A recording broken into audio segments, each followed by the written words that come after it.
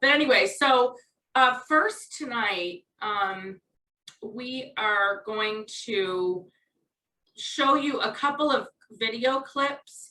The first two we're going to show you are from two children who are, one is 3.5 and the other is 4 years old, and they are at a school in San Antonio, Texas that is a Spanish, Mandarin, English immersion school. So the children can either be first language, they're all different first language. They can either be first language Mandarin, first language English, or first language Spanish, and they're in this school. And I'll give you a little background. So the founder of this school, we met many years ago in Oregon, and she was a teacher in a bilingual Spanish-English school. And her husband got a new job. They moved to San Antonio, Texas, and she started working in the public schools in San Antonio. And when she got there, she realized that there were she was teaching first grade, classroom teacher, and there were four first grades total. And the curriculum was such that everyone was supposed to be doing the same thing at the same time. They had to post on their door, so if any administrator came by, everyone was kind of on the same area of what they were doing each day. And so she brought her Brady with her, but couldn't really figure out at first, like, how am I gonna use this when it's so scripted with what I'm supposed to do. So she realized that she had 7 minutes during circle time in the morning that were kind of free time for her to do what she wanted to do with her class. So she thought, I think that's when I'm going to use Brady. It's the only time that I have that I can kind of do my own thing. So every day, starting in the beginning of the school year, she told a story using the Brady doll of something that might have happened to her over the weekend or the night before, something that had a kickoff. She would model a complete episode of a story. And then a child could be the Brady of the day, and they would get to come up and they would get to tell a story that happened with them using the Brady tool. So the kids liked it. So that's what she did all year. And in January, they started writing. Again, this was first grade.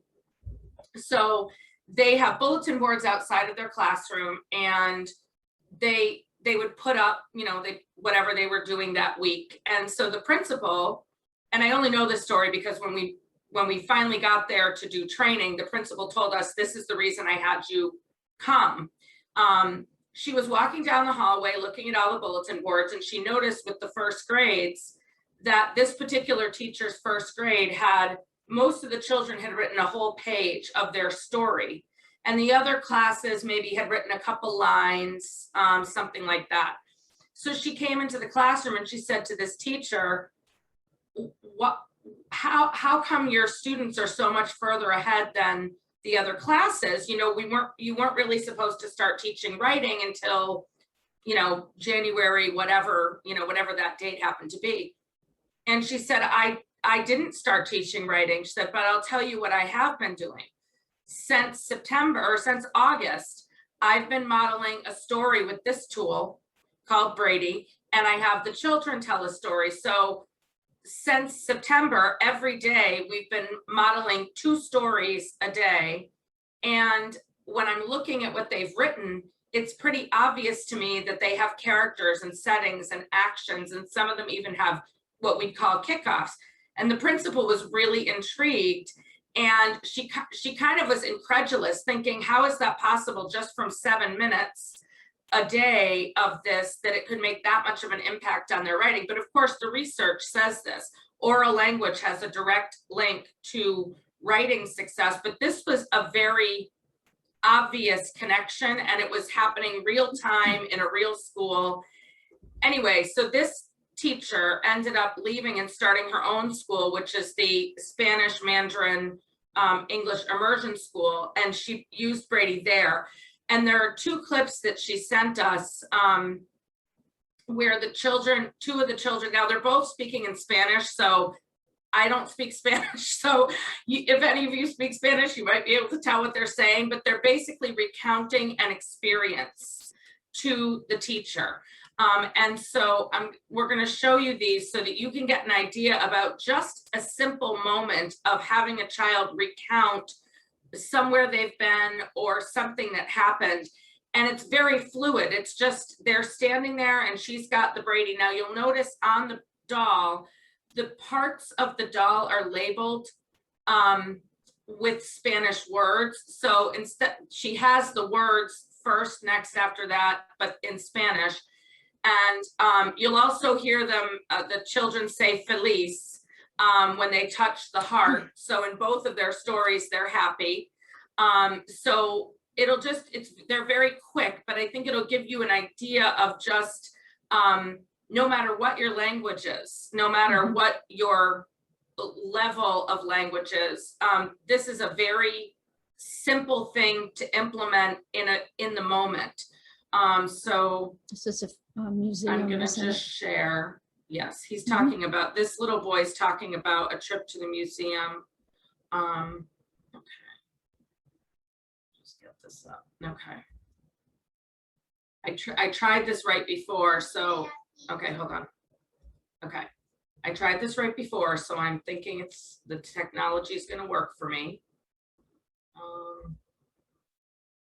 Shoot. What did I do before? Okay. Let's make sure this works.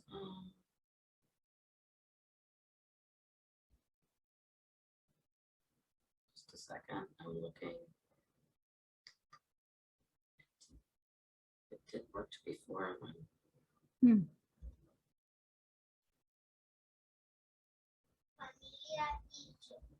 Hold on, I don't want you to miss anything. Okay.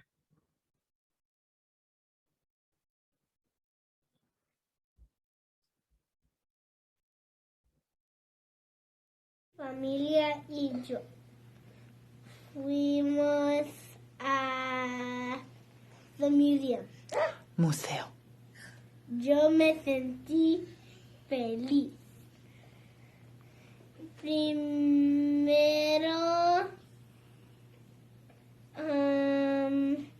we went to the dinosaur exhibit and we saw a moving T-Rex. A ver, dinosaurios. Sí, pero es una robot. Ok. Después. Después fuimos a la otra cosa. Ok. Finalmente fuimos a mi hotel. And you can see in that how proud he is that he was able, I don't know if you could see, I'm gonna try, you can see how proud he is that he was able to tell that little bit of sound. I mean, he went to a museum and he's able to recount that. And you can hear him using the cohesive Thai words, which obviously this is really embedded in their day. But when he said, is it finalement or yes, I took French in high school, so I can't, I don't know what he's saying. But they were the cohesive ties, and you noticed, or maybe you didn't, but she had left 3 of them, 3 of the beads on, 3 of the rings, because that's what she wanted him to do. 3 things that he saw at the museum. And the other thing, if you notice too, is that she just, I mean, I don't know if you could see it from this angle, but she just had the setting icon and the heart, the feeling, and the beads. So she must have just wanted them to talk about where they were, how they felt, and some of the things they did on this trip to the museum. And you can see where he's learning Spanish because he broke into English saying dinosaurs and museum, and then she repeated it in Spanish to him for him to talk about that. So that's one of them. And then let me me get the other one up here. This little girl. Okay, hold on. Nope.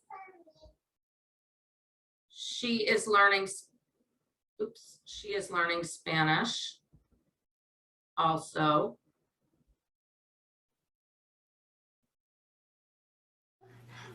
Mi. En mi familia,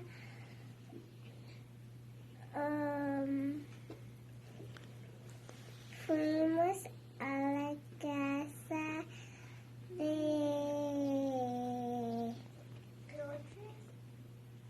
Ivy.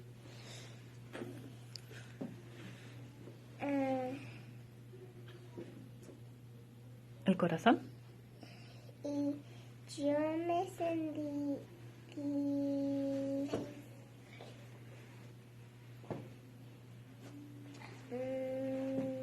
feliz. Ujú. Primero fuimos a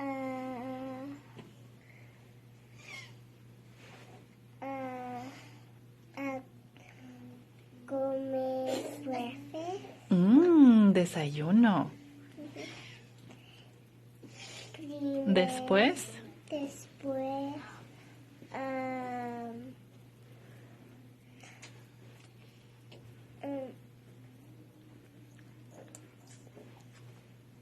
fuimos a la casa de Ivy y finalmente fuimos a la casa de mío. ¿Tuya? Sí. Muy bien. So I love that too, because it's clear that she's learning, she's trying to find the words. And what Sarah, who's the founder of the school, who's the teacher that we had met, she said the thing about using Brady is that it is a built-in prompt for them. If she asked them to recount what had happened, at the school, if she asked them to tell about something, they don't have enough of the language for them to be able to hang on to anything, but having the tool right in front of them to move, if she didn't have the beads, she wouldn't think about saying, first I did this and finalmente I did this, or however it was. So Sarah was saying, it's just so important because it allows the child to be more independent in telling their story, because she said, I don't have to prompt as much because they've got the Brady doll right there and it's coming directly from them. Their hesitation, yes, the beads are an awesome scaffold. Somebody just wrote that. Her hesitation is finding the words because her first language is not Spanish. So I think that those two, what struck me is that it's because it's in a different language, then it's interesting to see, because most of the things that a lot of the time when we're using this, it's in English, but it's a good example because preschool children that are coming to us, their primary language isn't always English. And so it's good to see how this can be used really with any language. And like I said, she hadn't sent me, actually, she sent me one in Mandarin, but she didn't have, you couldn't see the Brady in it. So anyway, but that was really, go ahead, Mary. I was just going to mention also, over time, we internalize the icons. So ultimately, nobody's walking around holding a Brady all the time, but they have the icons in their heads. So when asked to tell a story or to use it to solve a problem, those icons are there and they can put the language onto that. One of the things that I had noticed very early on in my practice years and years ago was that I was always the one asking the questions to bring out the story, whatever it was, the personal narrative or whatever it was for the child. And really, that was a reason for the icons in the first place. So anyway, we love seeing that. And And the other thing too is that, you know, it also shows where, you know, as time goes on, you don't need the icons. And maybe if you're a typically developing child, you don't need the icons very long at all. But if you have any sort of challenges, whether it's a language difference or a language problem or any other learning disability, having that scaffold is going to be very important to you, and having it in your head to call on when you're having to explain something, tell something, becomes more and more important. So the next thing we want to show, we're going to give you a little bit of a background of what it is, so that you have a little concept of it. And hold on, I've got my, sorry, this is like blocking. I'm sorry, hold on a second. That's something that's blocking me from seeing the screen here. Okay.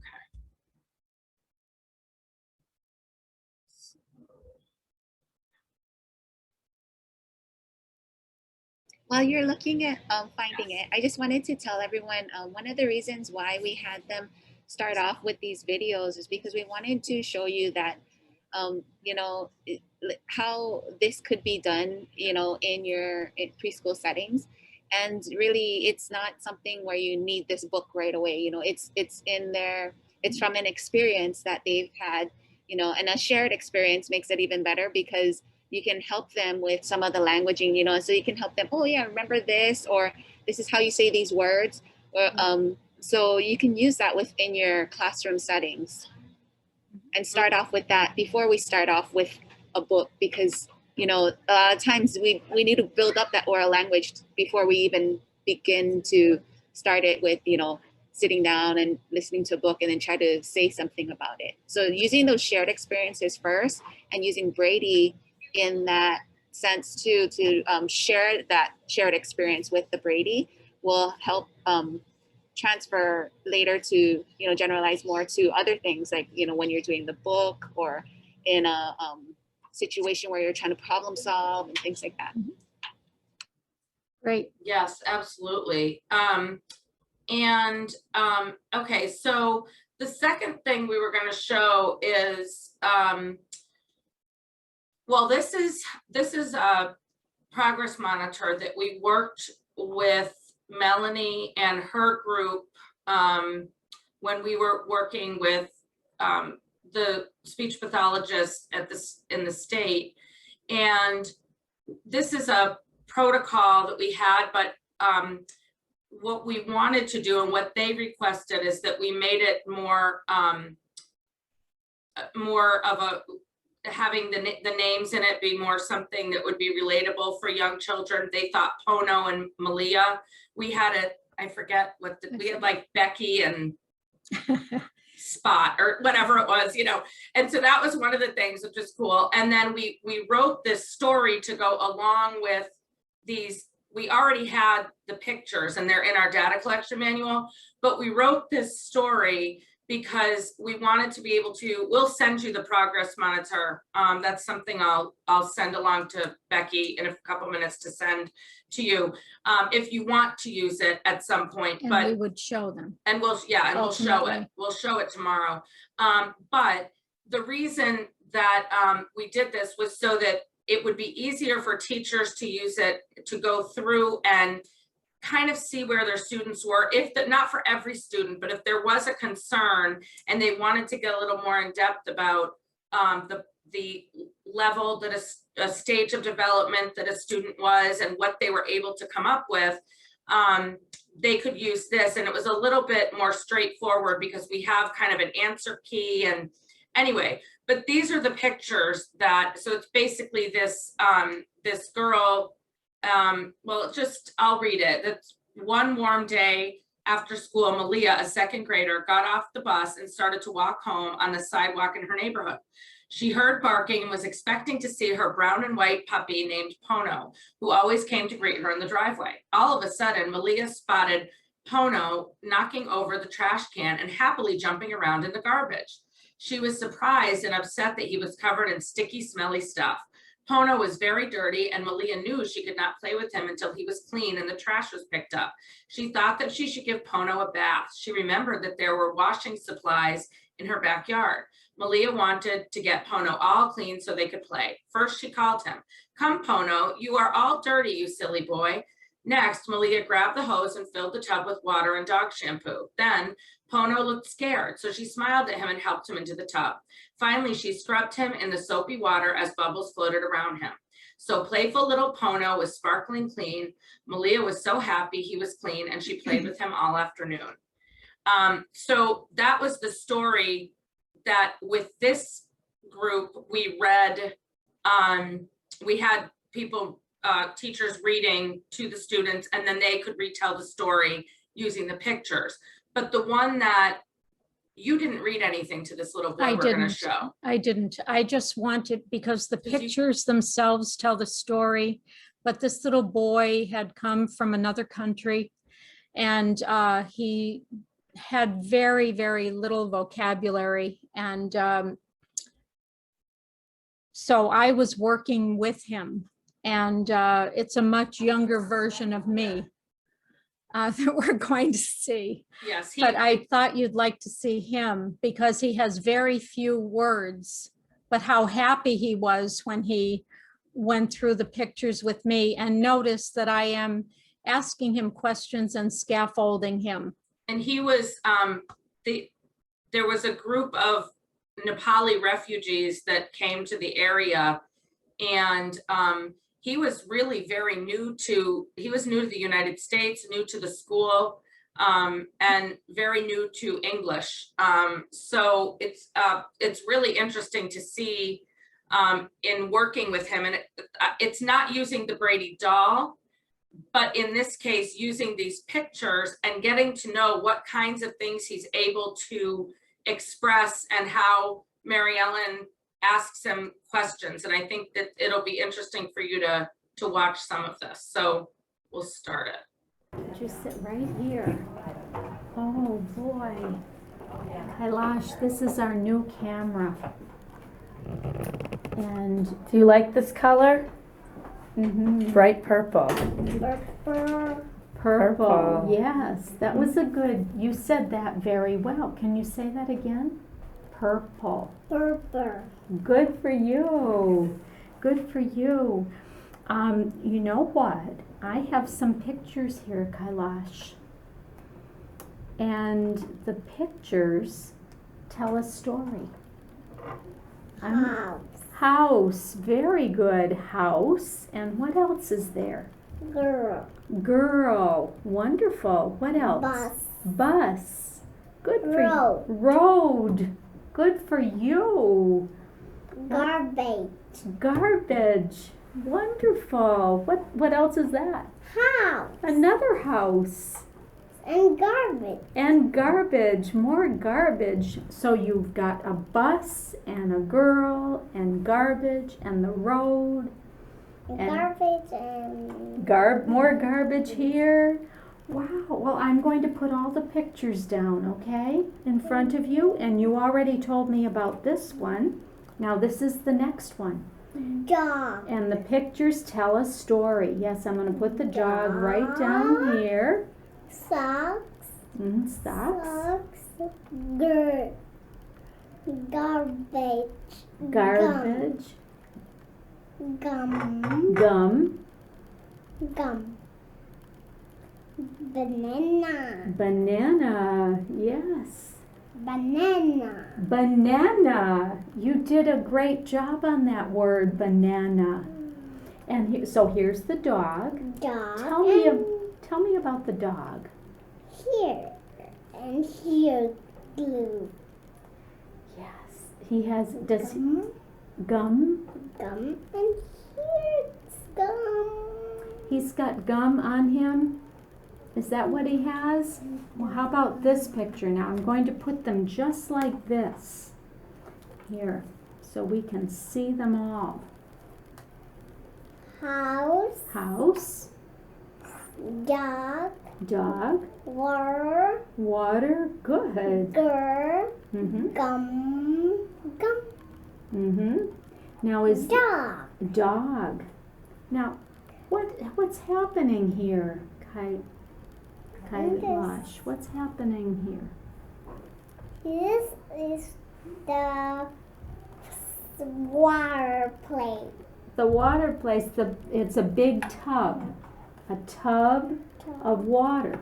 Water in here, house and water, water, water. Little Water. bubbles. Bubbles are Yes, drops of bubble. water.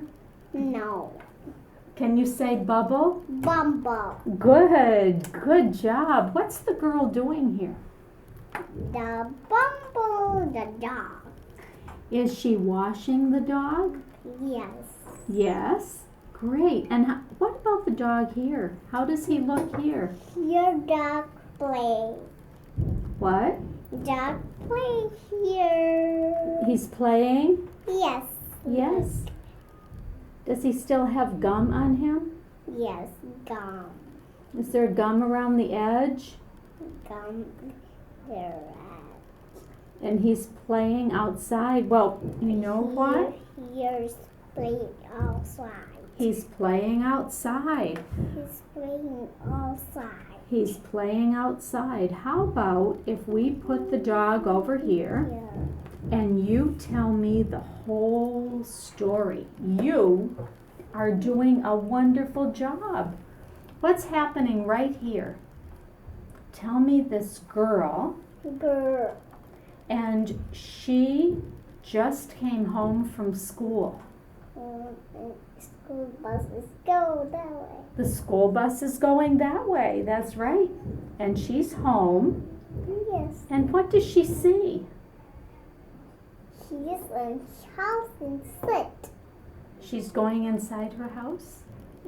Yeah. Mm-hmm. And bus go that way. And the bus is going that way, and Go home. she's going home. Who is in this story? Who is in the story? She is? Good. And who else? And go school and he's homesick. She's home. Home. She's home from? Home from here. Yeah. She's going into her Go the home house. and the whole house. Yes, the girl is home from school and she's going into her house. Look here. Do you see the doggy's tail? Yes. Mm-hmm. That's that same tail. And tail. Mm-hmm. And you told me that the doggy is in the... Where is he? What's he doing? Garbage. In the garbage. And you saw a sock in the garbage and a little doll in the garbage and an ice cream Ice cream. cone in the garbage. And what's that? Banana. Banana. You saw a banana in the garbage. Gum. And some gum. That's right, some gum. And what did the girl want to do? Bumble the here. She's putting the bubbles of water.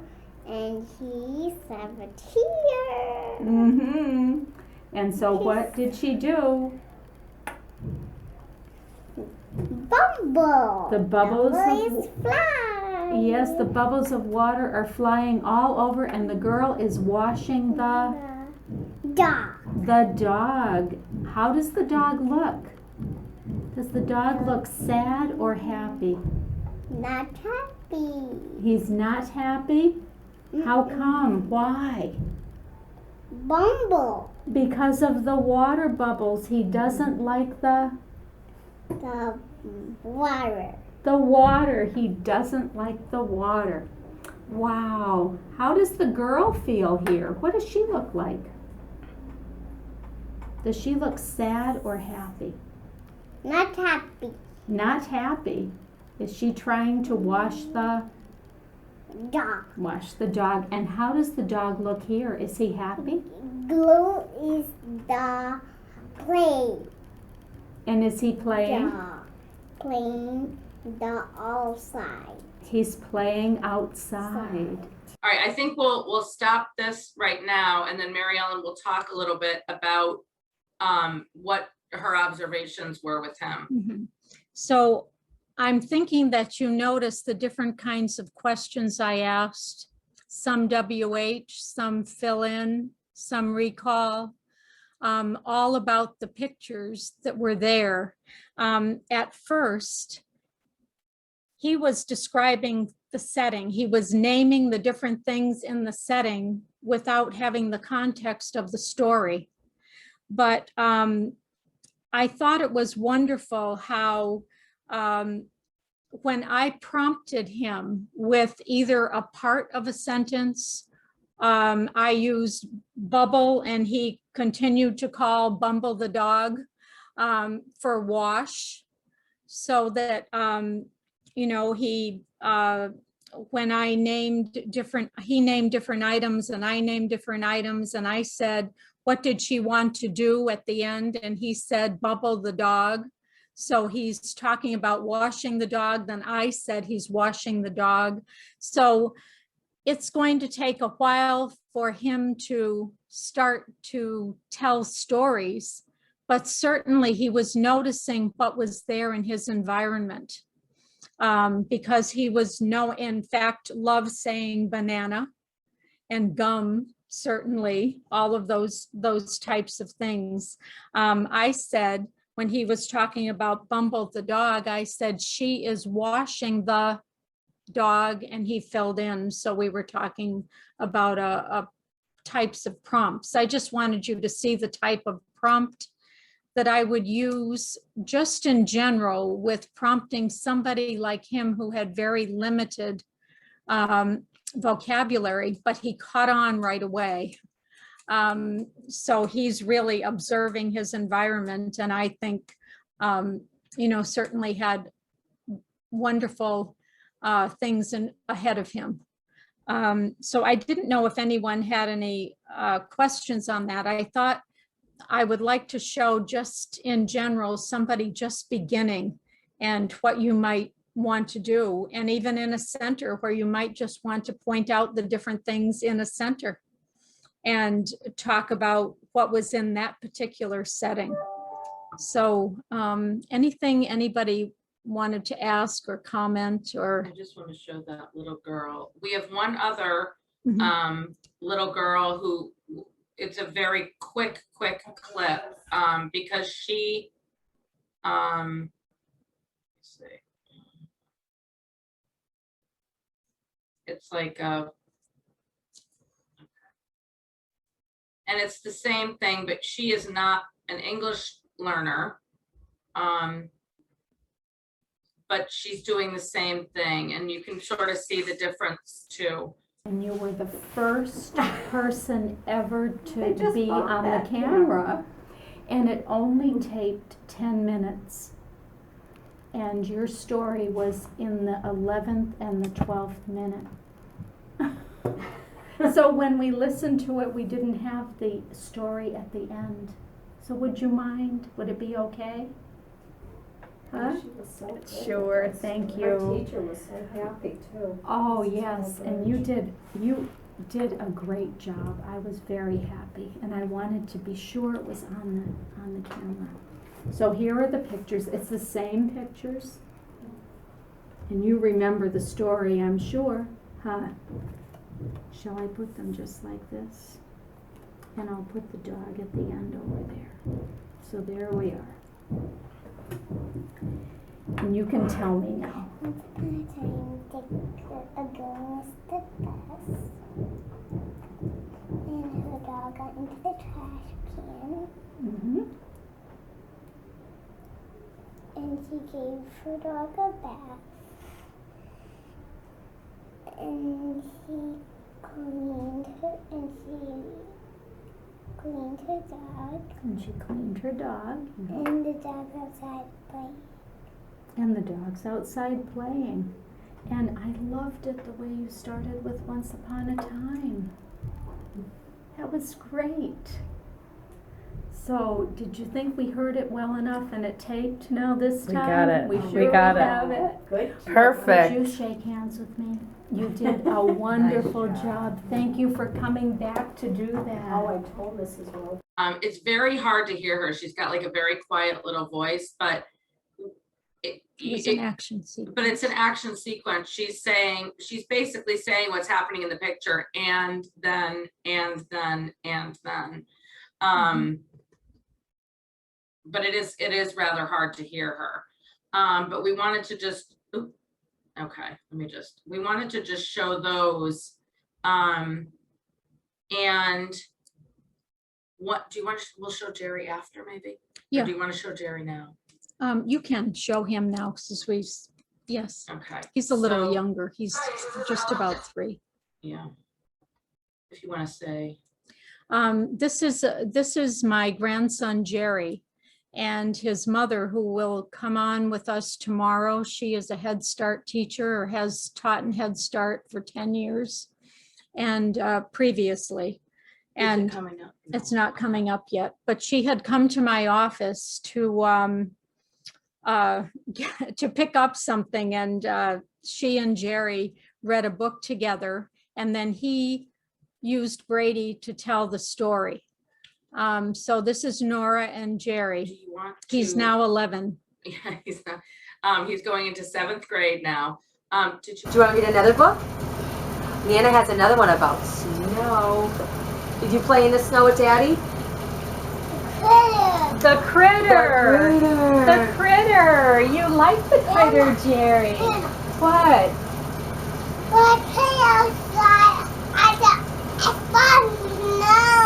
When you play outside, you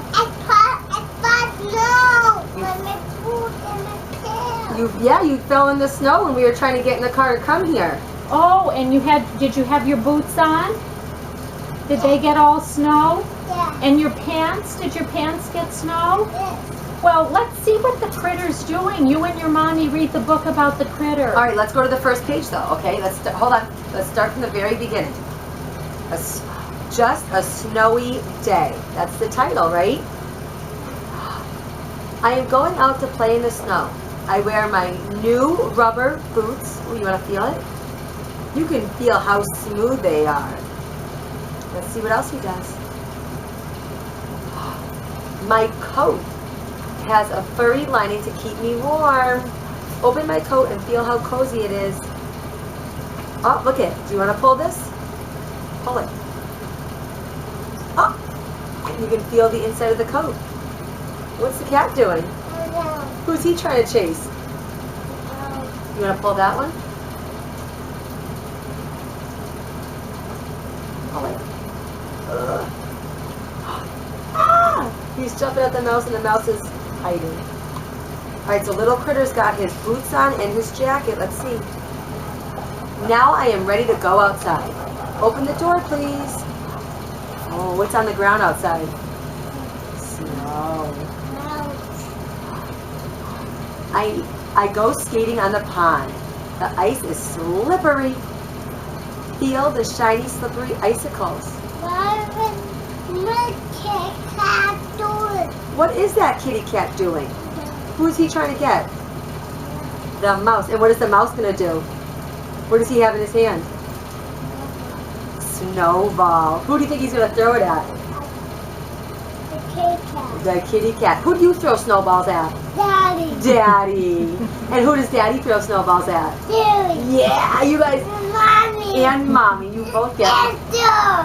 And the door. You throw it at the door sometimes, huh? When Mommy runs and hides. All right. You want to see him skating?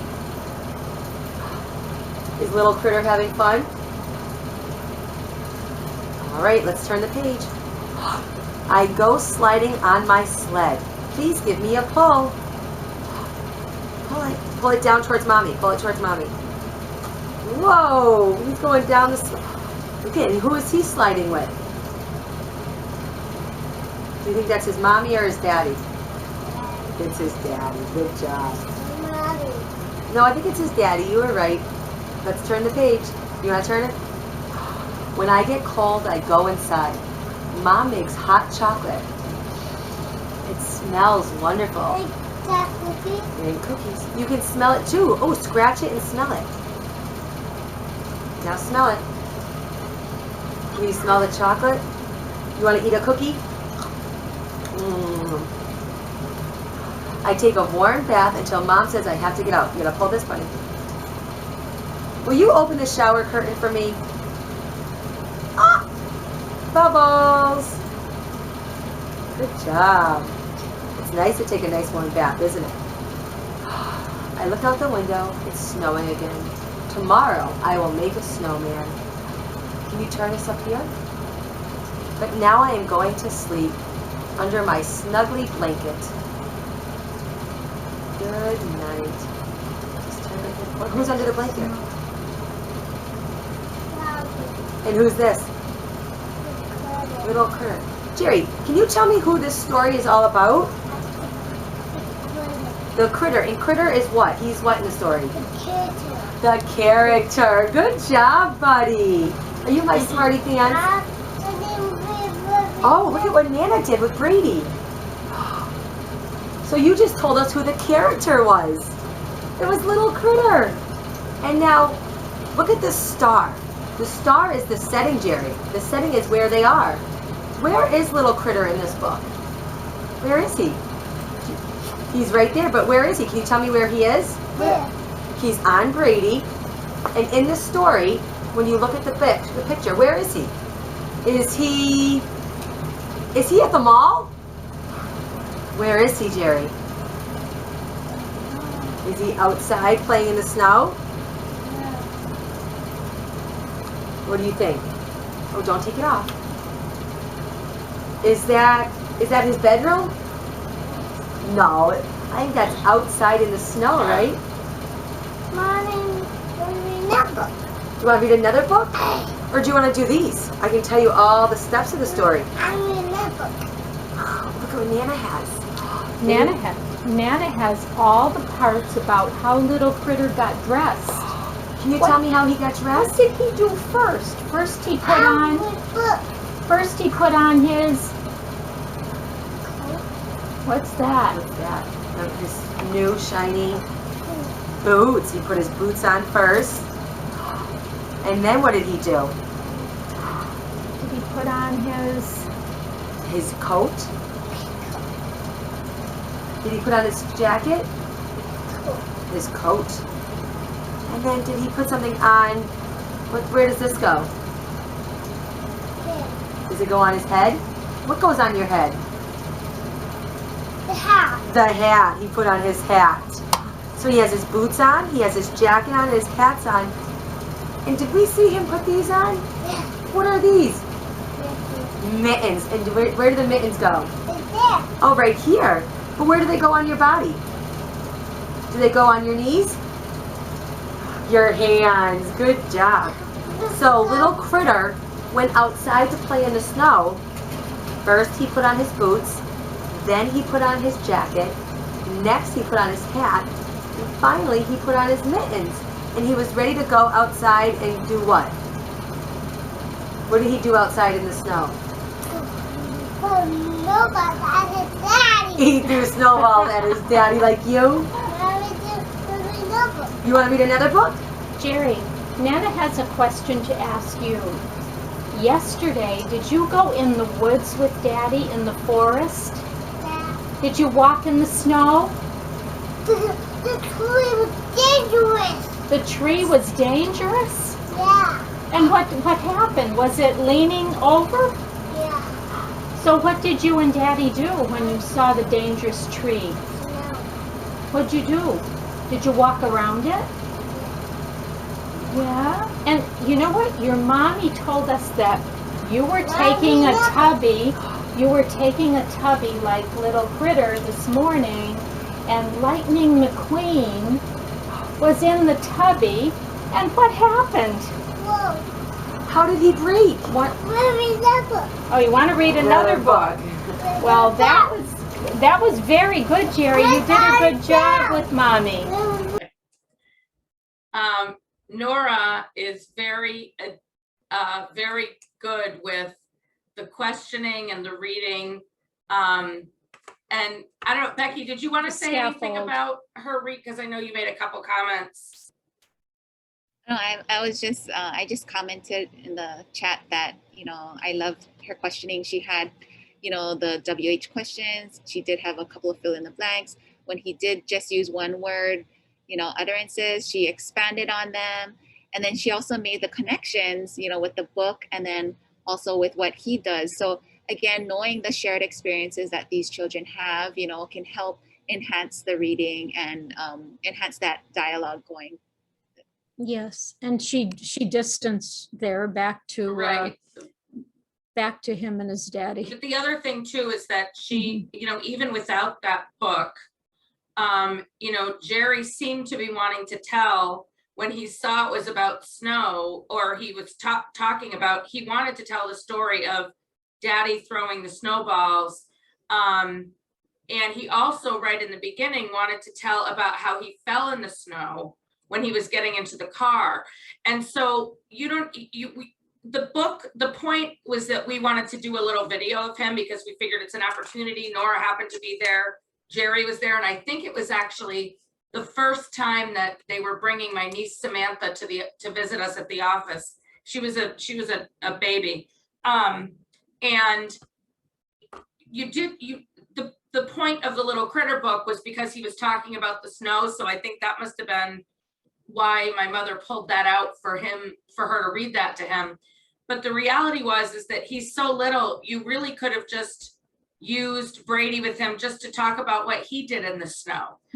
Because that he wanted to talk about that. It would be a way of just prompting him a little bit. And Nora, you know, is, like we said, she's a Head Start teacher. She's teaching preschool now, and she's used to using Brady, but she's also used to talking to children. And so some of that kind of comes along with just having that dialogue. And what we're going to talk about next is just about how to use the crowd prompts to foster the dialogue, because it's a great way between Brady and the crowd prompts and peer to be able to cultivate that throughout the day in the classroom. And I just wanted to capitalize on what Sheila said. The book itself had a certain sequence that I wanted him to follow and put on Brady, but also, as she said, he wanted to talk about how he fell, which was really a kickoff, and maybe how he responded. And then he said, throwing snowballs, which would be a setting outside, and Daddy was the character. He threw the snowballs at Jerry, he threw the snowball at Mommy, and he threw the snowball at the door.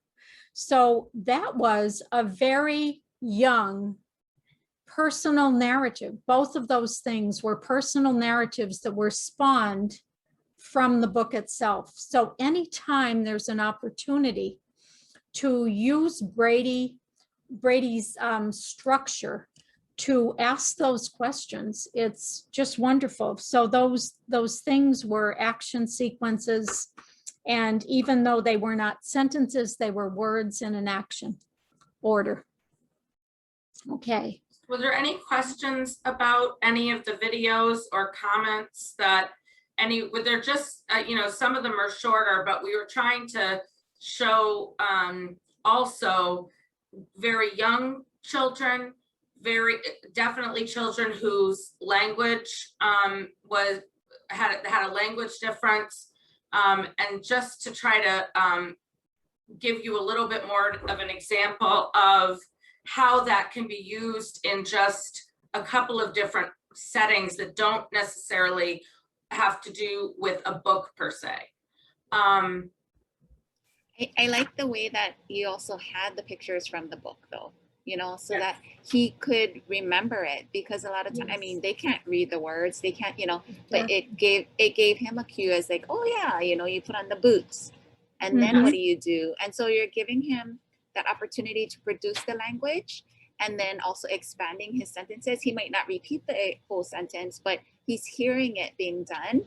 And by providing those models, eventually, you know, his sentence, you know, it'll expand, and, you know, with encouragement. So, you know, sharing that and showing that, and not just thinking, oh, that's all he's gonna say, so that's it, you know, like, so it kind of validates him and what he said, and then also expanding on it. Yes. Right, exactly. So, okay, so our next, okay, we wanted to show dialogic reading strategies can be used, and these are different areas, with books, dramatic play, and with personal experience narratives. And we were just kind of showing the personal experience narratives with Jerry, also a book with Jerry. And the little boy with And the the little- museum and the girl. Right, and the little boy and girl that were speaking Mhm. Spanish. Now, what we wanted to show with this is that in each of these areas, you can use the peer strategy. So you have peer, and the P in peer is prompt. So using the crowd prompts,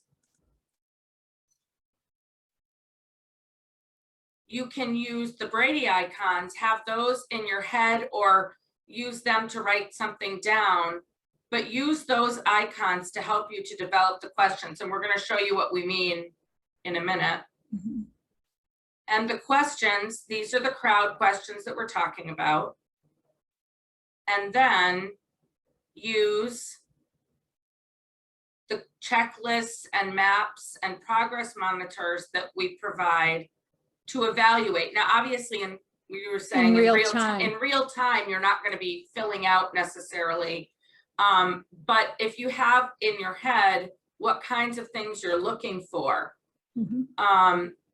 and then the Brady Dolan tools and the concepts of Brady to expand, kind of like Nora was just doing, where she had a concept for setting and for actions and that kind of thing.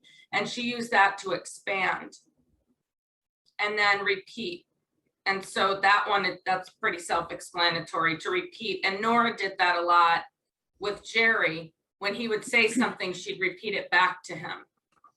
Mhm. And, you know, I just wanted to talk a little bit about the icons themselves on Brady.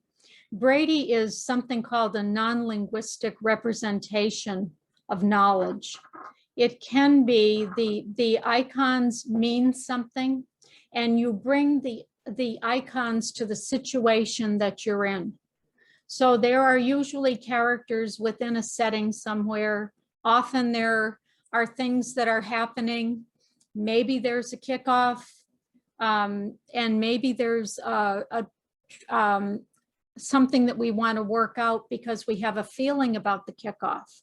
So these icons give us the content to develop our questions from.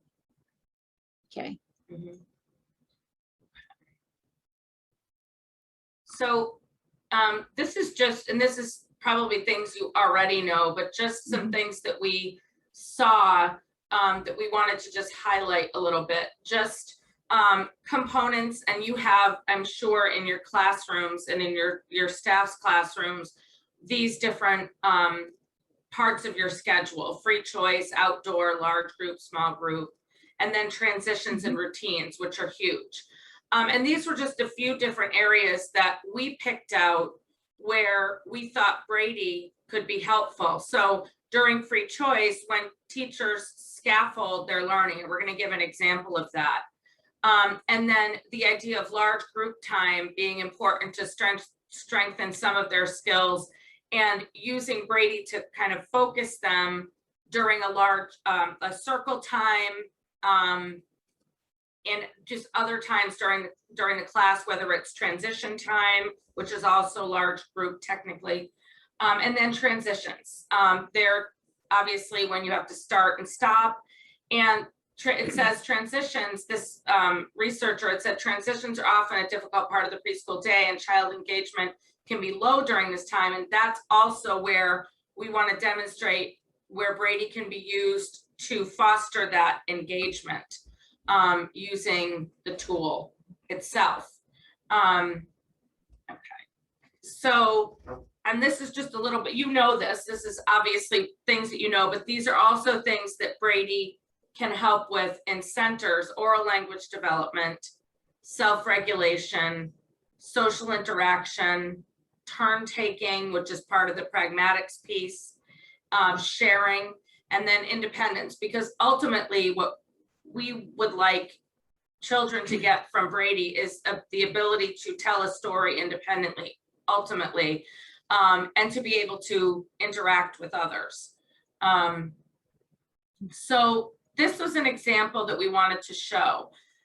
This is just something that for a dramatic play center, and the kitchen is probably the most basic of kitchen, and or some places they call it housekeeping, like the home. But these are the different things you might have in one of these centers. And we wanted to just talk about how Brady can be incorporated, as well as the crowd prompts to be used. So this is a picture of what one of these centers could look like. And one of the ways that you could use Brady when you're talking about, when you're in the center, is let's talk about the setting. And did you want to? I was just going to say, even they can't see me though, I think. Yes. Oh, they can. You can be, oh yeah, Okay. wait. All right, Hold so on. I'm holding the star here because I could talk about, one thing I could talk about is that the centers are settings. They're places that we're going to go that day. And the settings have parts to them. So maybe I put new things into the kitchen setting, and I could talk about how I put a bowl there. Can they find the bowl? I put spoons. Could they find the spoons? Different things that I've put in to the setting that day. And maybe talk about the other parts of the setting, like what do you see there? What do you hear in the kitchen? What can you touch in the kitchen? What do we smell in a kitchen? And what do we taste in a kitchen? So just the parts of a setting via the 5 senses, which is what we are wanting to help children get to know at very, very young ages. So this is your Brady kit, comes with 2 stars so that you can keep one always near you and you can have the other one on your Brady doll. So it's extremely important to talk about the setting. And that could be in any center. Any center. That you have in your classroom, even just whether it's introducing it or whether it's each time you go in there. Or to recap what you've done. What did you see there today? What did we taste anything in the kitchen? What did we hear? We heard the clanging of pots and pans. Can we duplicate that? What does it sound like? So those things are important to talk about. And they're also, not every child notices what is happening in their surroundings. Like we talked about in the first couple of sessions, the setting is very, very important for them to then recognize a kickoff. And especially young children, they need to talk about everything that's going on around them all the time. And and some of them might not get as much of that at home. And when they're in preschool, this is really when they're learning about all of these things. So it's really essential. So this would be a way of using crowd questioning, crowd prompts in, say, like a housekeeping center. And so I put the icon, the image of Brady just for you to get an idea of, as a teacher, kind of keeping this in your head because the story of what's going on is essential for the child to kind of get. But using the crowd prompts can start that dialogue about whatever that center is. So here would be an example, and we're going to do an activity with this in small breakout groups. So pay attention right now to kind of thinking about how you might come up with crowd questions in this way. So this would be an example if you're in a kitchen or housekeeping center. Oh, it looks like you are going to cook a meal in your Kitchen. So that gets, it's the setting, but it also is the completion. Can you tell me the steps you take to cook a meal? And so if they're, you know, I actually tried this one out on my niece, niece and nephew. My nephew's 6, and he said, I said, what would you cook? And he said, a baguette. And I said, a baguette? Like, you know, and I'm thinking, well, he likes to eat bread, so that made sense to me. And I said, what are the steps that you would do to cook a baguette in your kitchen? He said, easy, take a phone, call, order one, and it will come. And I said, I said, well, that's the modern way of cooking. That would be, you know, telling me, but most of the time, my niece said mac and cheese. I would get the pot out and I would, but we were in the car talking about this, so it wasn't like they were in the center, but so that would be recall. You could ask them something. And it would like, be recalling a sequence. Recalling so a you'd be sequence. focused on that section of Brady if you wanted to recount with them. if you wanted to use the doll. And then the open-ended, what are some things that could surprise you or go wrong while you're cooking?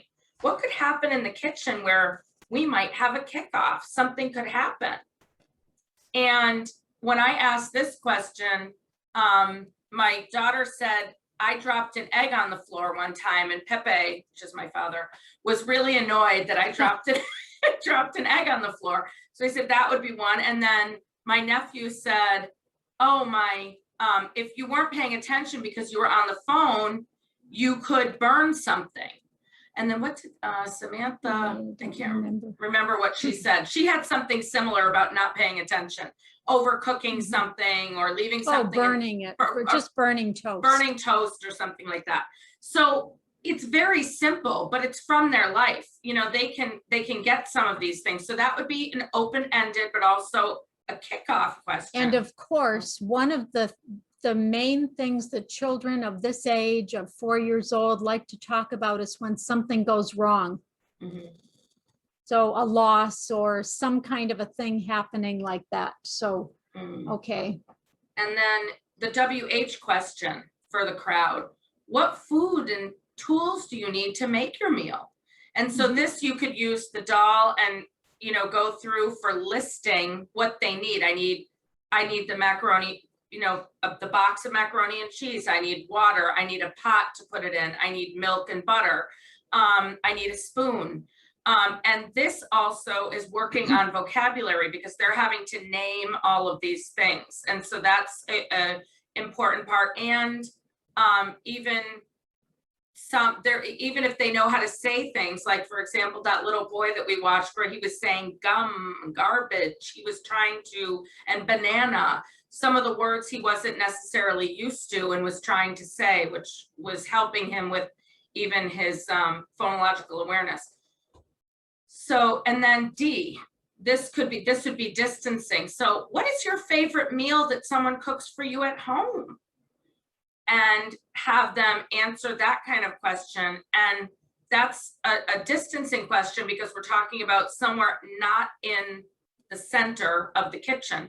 We're talking about at home, but we're also talking about characters. Who's the person? So if you're wanting to dialogue and work on that oral language development and the conversation, if the child says, well, my grandma makes me pierogies or some special food, then you can say, oh, your grandma makes that for you. So that's a character. And then character likes and dislikes are a huge thing for being able to develop friendships and have conversations and social interactions. Oh, I like mac and cheese too. I love to eat mac and cheese. That's funny that your grandmother, you know, or whatever it happens to be. And so the likes and dislikes of the character come into that. Did you Yes. have anything else? that I you just wanted wanted say? to be sure we see, as we did last week in some of these, how we coupled the crowd questions with parts of Brady, because Brady allows us the content, and the questions then are related to the content that way. And So- really I mean, these were just the ones that came off the top of our head when we talked to Becky about, you know, some of the things to focus on for the last 2 sessions. But really, I mean, you could ask, there's so many feeling questions that you could ask in any center that you would be in. Mhm. Definitely planning questions, deciding questions. What, you know, why did you decide, like for a WH, why did you decide to make this particular food? You know, that's a planning question. Mhm. Decide. Or what did you want to do this? And that would be a plan. You know, how do you feel when you're in the kitchen? How do you feel when you're cooking? Is it something exciting for you, or is it something you don't really feel like doing? You know, those kinds of things. And you can. And of course, I was going to say, how do you feel about it? The how and the why of the WH questions are the hardest. And that's because they refer to feelings and ways of doing things often. So who, what, when, and where are easier of those types of questions, WH questions. Did anyone have a comment about this part? Is this helpful to kind of connect Brady and crowd sort of in a real situation? Mhm. Now, here's another example just of a, this is also would be in a center, but it's something that is a skill and something that eventually in life is a routine, because everybody has to, whether you like it or not, everybody has to wash dishes. So this would be a way of using Brady, actually using Brady to talk about this, this process, the steps that you're taking, the actions you're doing, the routine, so to speak, of washing dishes. Oh, sorry. So I'm going to stop sharing so that you can see Mary Ellen bigger if she's on your screen. I'm small on mine. You're small on yeah. yours, but that's Okay, just, but I just wanted to talk about, oh, here it is. Yeah. Okay, it's fine. yeah, I'll just, yep, there you go. Right, so Oops. I could be, I still have. Oh. So anyway, we talked about PEX pictures and being able to use pictures right on here. And that's what Jerry was doing with those pictures that we took from the book. But here we have the setting, which is washing dishes. It's the topic. Okay, so what am I going to do first? I'm going to fill the sink with water and add soap. Actually, do you want to just here show them what the pictures look like, just Okay. so that you can see. We just got these pictures from a website that had some free things. I can send you the link for that. So these are sequencing cards that just give a sequence. Next, we add the dishes to the water and wash. After that, we rinse the dishes, then dry with a dishcloth. And finally, we put the dishes away, which is our final step.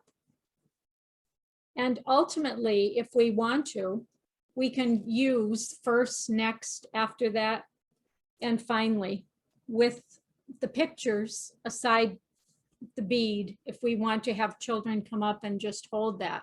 Or you noticed how in the one in the immersion school there, she had those words of first, next, and finally here, and the children just came up with the things that they had done at the museum.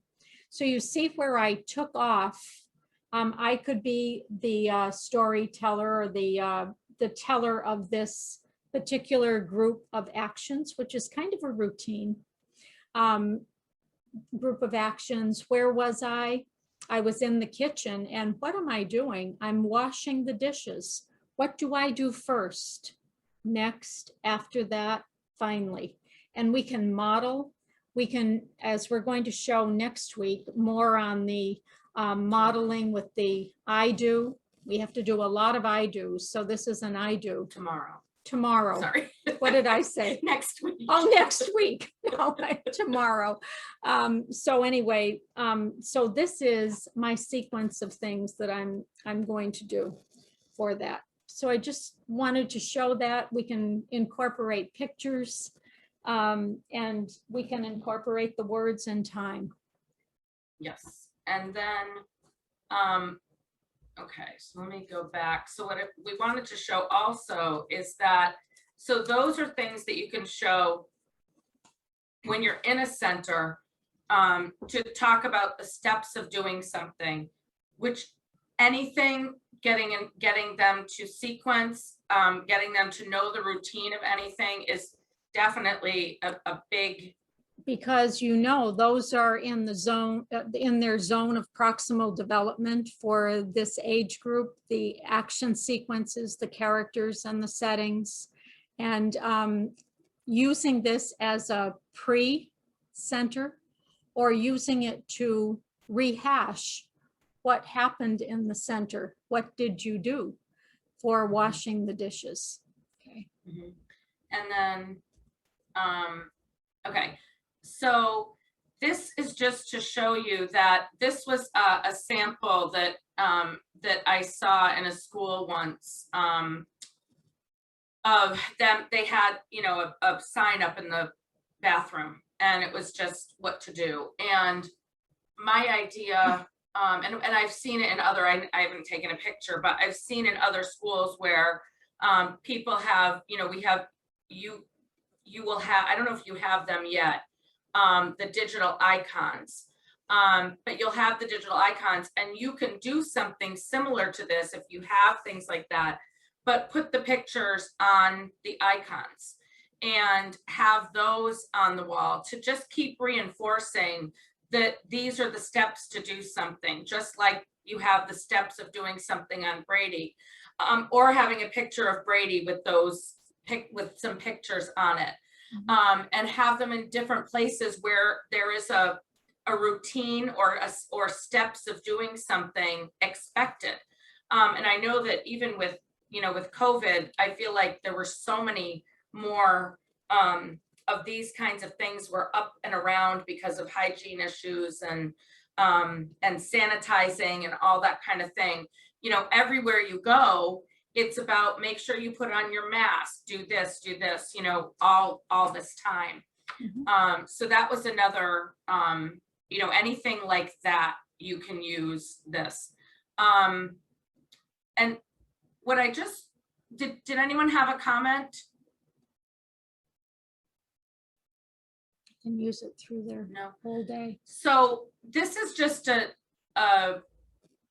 sample kind of schedule, and everyone has their own schedules and how they do how they arrange their day, but we were looking at just a schedule of a full day preschool, and really you can use Brady and you can use crowd prompts in pretty much every single section, every single time in your schedule of the day. And we're going to talk a little bit more about those and kind of brainstorm a little bit about them. Now, this actually is a perfect time, Becky, to take a break, because next we're going to be doing a small group activity. So why don't we take let's see, it's 1:20 where you are. So we want to say, is 5 minutes enough? Is that so? Yes. that'd be good? So are we gonna be doing having where they would need the book or anything, or? Not right now, not yet. Okay. This activity is without the book. This is more Okay. focusing on the crowd prompts in different centers. Okay. And then so they don't need any of the materials right now then? Not Because right away. some people don't have the material, like, you know, the physical materials, that's why. So I just Oh, want to okay. make sure, like, if I need to go and find out who it was to do. Yes, no, not Okay, right. okay. No, Okay. no, right now. Okay, Thank you. all right.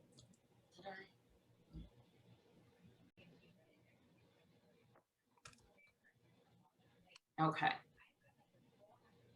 Okay, so what we're gonna do for this breakout, hold on, I'm just gonna put this back up.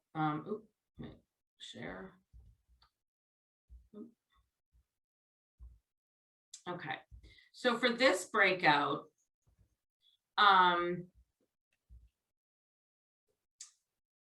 in your group, we would like you to, as a group, decide on a center that might be in your classroom, or if you're an administrator, that might be in the classroom of someone on your team, and brainstorm a sequence of actions that a child might talk about in that setting or in that center, or even a kickoff that might happen. We know that some, centers could be out. Sometimes they're dramatic play. Sometimes the centers are, there's so many different centers. There's a literacy center. There's, when Lauren, my niece, was talking last week, she said they have morning centers. They have Sand. They have sand. They have Play-Doh. They have, all these different things. So whatever center you choose, and then using Brady's icons as a guide, like we did, the character setting, kickoff, feeling, plan, the actions, the consequence, or the resolution, come up with crowd prompt questions for each, or crowd prompts, not necessarily questions, but for each of the 5 elements of crowd. Just like we did, and I'm just going to go back to show you again, just as a reminder, what we did for crowd. So it's completion, recall, open-ended, WH question, and then a distance question. And if you could think about that particular center, try to do one other than kitchen, because we already did kitchen. For dramatic play, there are a lot of different ones. Doctor's office, veterinarian office, grocery store, post office, restaurant, hair salon, hospital, bakery, laundromat, just some that people will sometimes do in a dramatic play center. Those, and then any of the other centers, whether it's Play-Doh, and that was Lauren's favorite center, was Play-Doh. So for those kind of situations, there are things that you can do for crowds. So it'd be interesting to see, and with Brady.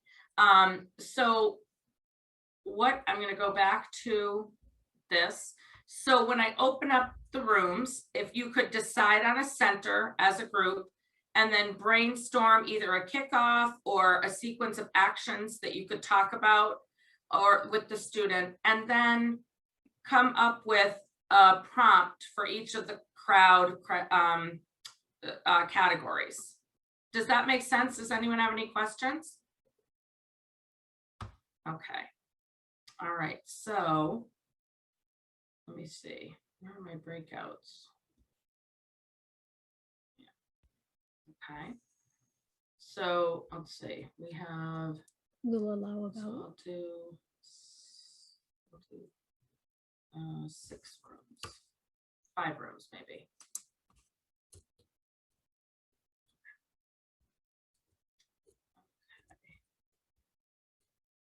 I'm gonna open the rooms. And we're gonna do this for about 10 minutes. So I'm going to go into the rooms and put in what you have on this screen right now. Oh, great, thank you, great. I don't know how to do that. I'm gonna ask her.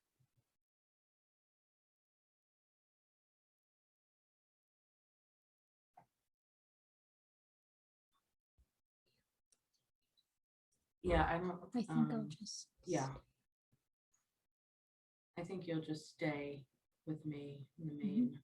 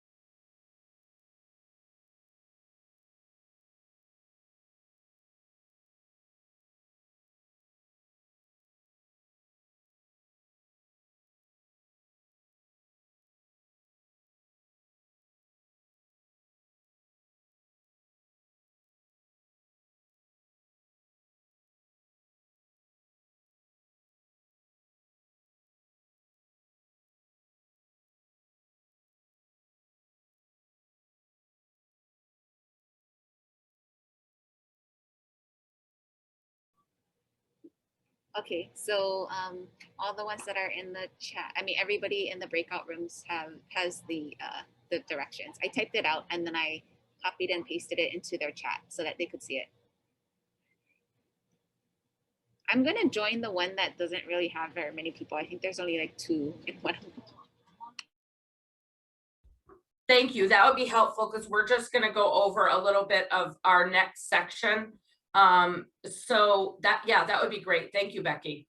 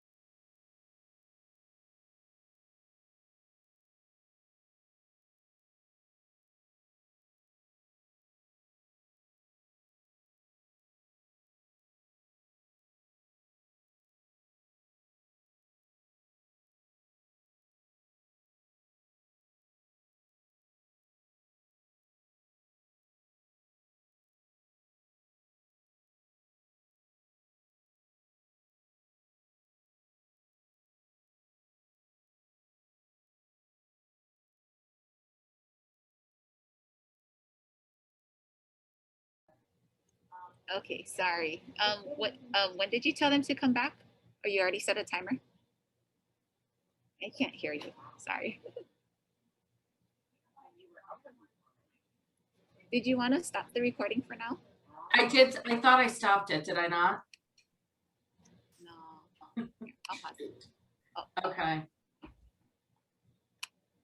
And just, thank you. Thank you, Becky. Gosh, what would I do without you with all of your technical logistics? This is great.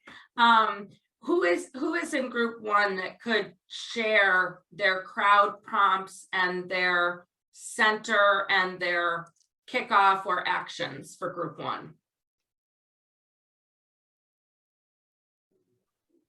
Christy, are you going to take it for the team?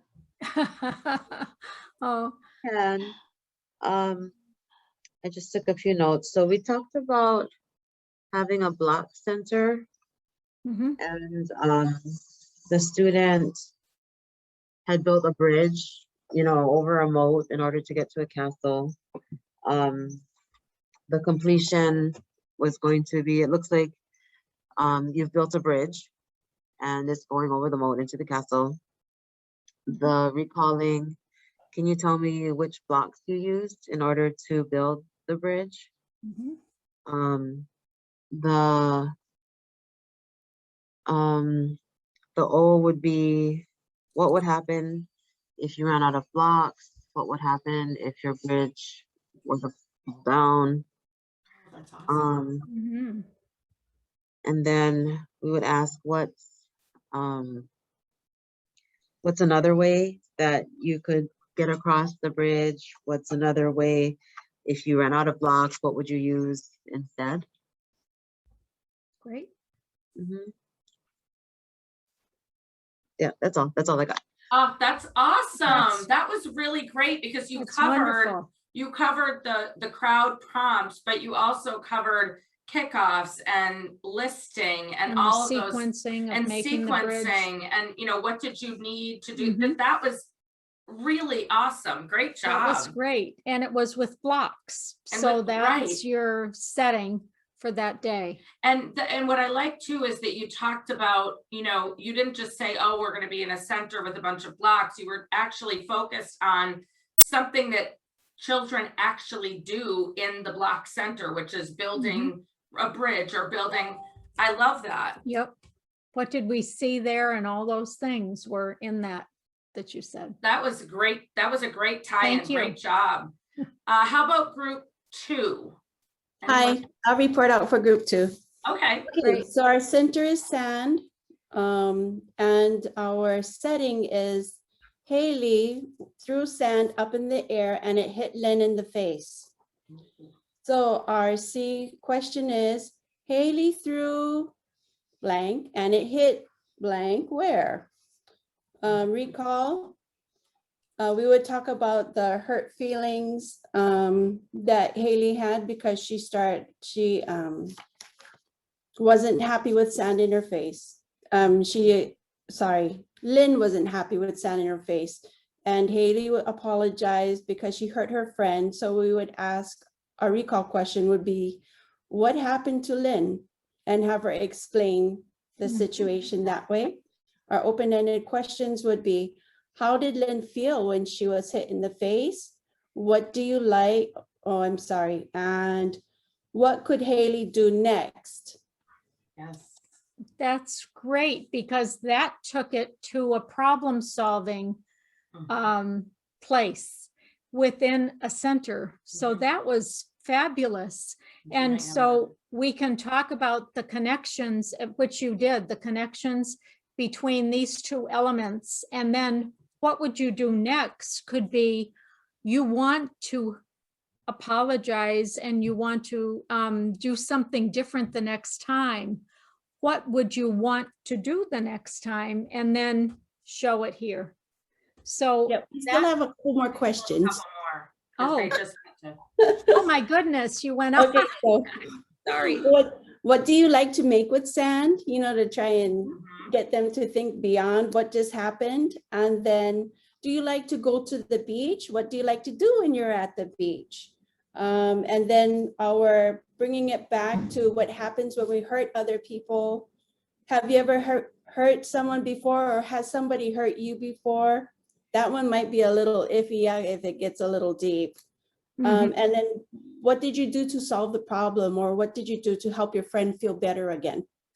Yes. That is fantastic. That's- What I love too, when I was listening, is that you got, because we were looking, when we were thinking about this, we were thinking about, I was thinking about it in a very concrete way. And both group one and your group came up with a scenario that could happen I mean, that probably does happen where somebody throws, I mean, let's be honest. So I love that your crowd prompts centered around the kickoff, the feeling, the plan, the resolution. Those are really high level concepts in a story, but they're actually what happens every second of every day of preschool. There is like that example is just, I think, Personal constant. experience. When I asked my niece, nephew, and daughter, what would be, I said something, because I was thinking about the crowd prompts, and I said, just in the car, I said, what are some things that would happen at recess that might be a kickoff that would happen at recess? And my niece, who's older, she's going into 4th grade, said, oh, there aren't a lot of kickoffs. We play play this and that. And Declan and my daughter, who are 6 years old, said, oh, there's too many kickoffs to even start telling you. There's constant kickoffs. Auntie Sheila, it's all kickoffs. Because at that age, there are that's why that example was so wonderful, because that is the scenario that would happen in the sand center, because there's always something. So those were fantastic. And like I said, I think we were looking at it in the kitchen scenario as being really concrete. And I love how both group 1 and 2 went that step further to think about what actually happens in the center, because it pulls in the social emotional piece in a big way. Yes. And using Brady as a problem solving tool, and using the crowd prompts to have that dialogue. Yes, and to recap the whole thing using Brady afterwards. Right, and to recap it and to say, what could great. you do next time, which is huge. That was awesome. Okay, group 3. Someone from group 3 want to share? I don't remember who was in group 3. I think that was the 2 people. Anyone from group 3? Okay. So we weren't so familiar with center, so we had to kind of make things up. So after trial and error, we sticked with Play-Doh center. And then okay, so for the kickoff, it's like what happens if the color you want is not there, or what happens if the person before you didn't put the things in the right place, or another one, what if the cap wasn't on, because that would dry up the thing. Oh yes, those are great kickoffs, and they all happen. I mean, that was good imagining on your part, because that's definitely things that happen in preschool. You don't get the color you want. It's dry. The one you want is dried out. That's great. Okay, and then so for like sequences, first could be decide what you want to make, or I mean, we didn't really have an exact sequence, but decide what you want to make, decide what tools you want to use, decide what color. I don't know if we had a rule where like you can only pick one color just so that it doesn't get mushed, then pick the color you want. And then after that, what is, what do you do first? Yes. Mhm. WH question, focusing on the sequence of things. Yes. Great. And then, so then we thought about the different the different crowd prompts. So one was, the completion would be, I am going to make, and then, I'm going to make blank. And then recall was, what were the steps you did? Great. Open-ended, shucks, I don't remember. Open-ended was, I think it was why did you decide to make that, or why did you decide to use those tools? exactly, that's what that was. And then we had a whole bunch of WH questions. Why, or when did you do this? Or like, and then distancing was, have you ever made this before? Did you ever see someone else make it? Things like that. That's great. That's great. And it's because you think about all the things that can happen in a Play-Doh situation. There are a lot of kickoffs that can happen interpersonally, I think, with Play-Doh, because kids love it, and it's a time for, but also the steps like you were talking about. There's a lot of WH questions that you could use with the Play-Doh. And I love the fact that you came up with the possible kickoffs for the scenario. And so that gave you a content area to focus your questions on. That was great. Thank you. Thanks. Now, Thank you. let's see, group 4. Do we have anyone from group 4 that could share? Yeah, I'll be reporting out for group 4. Okay. None of us were our classroom teachers, and I'm brand new to the school I'm at, and I'm a curriculum coordinator. So we weren't sure what centers were here. So we went with a tried and true, the playground is our center. And lots of kickoffs. We talked about lots of different kickoffs, from when the bell rings, going to the playground, to having to use the restroom, or when a problem arises on the playground.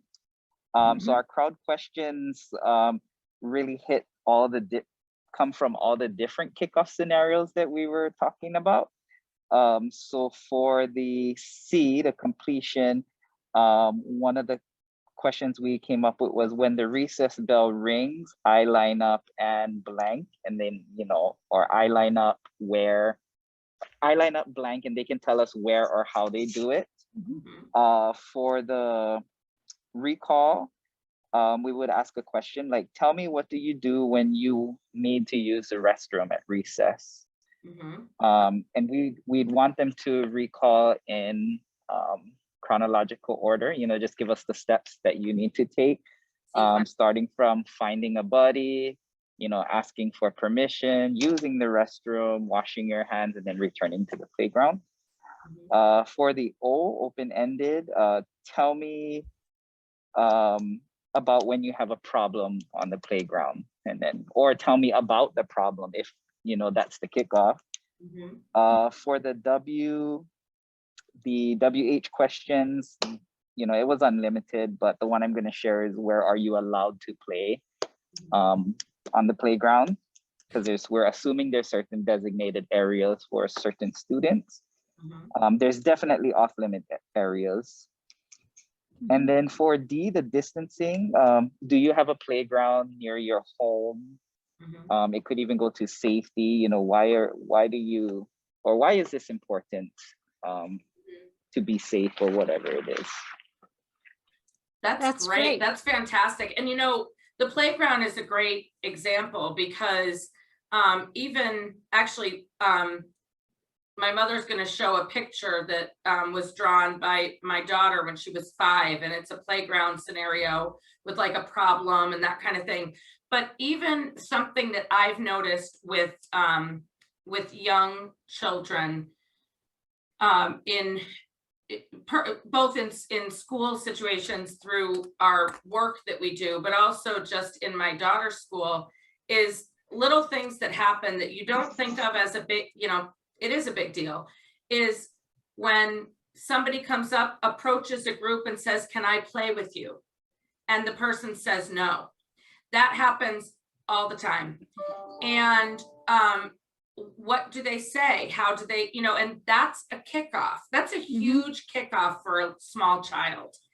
And, my daughter is an only child. So for her, if somebody says that, and we kind of using Brady will say, well, next time that you're in the playground and you ask to play and somebody says no, what's something you could say? Or we say, why don't you approach the group? These are the things you can do. Approach the group of girls or children and say, what are we playing today, guys? And then that doesn't give the person a chance. So we talk about it kind of through, but that's a great example to come up with, because the playground is sort of it's really in preschool, I think, and you would all probably know even better than I do, it's really a hotbed for kickoffs to occur, but also for those routines that you talk about, because there are specific things. Just on my sister-in-law, who's going to join us tomorrow, who's the Head Start teacher you saw in the beginning reading to my nephew. She had a young child with some challenges that was in her class, and during playground time, he ran down like a ravine near a river away from the playground, and she had to have one of the 8th graders chase him all the way down, and he thought it was funny. And so when she came back, she had to use Brady with him and kind of go over like you were just saying, about what is the routine for doing certain things. So I think that's a great example. And I like the way you, as Sheila said, you touched on everything within the playground concept and the kickoffs. Tell me about that problem. That was great. Great Very job. good. And now group 5. Is there somebody from group 5 that could? Yeah, I'm going to share. Hi. I'm going to share. So we did ours on blocks, but we did ours with an extension. So we went on a field trip to the zoo. And so now we're bringing it back to the classroom.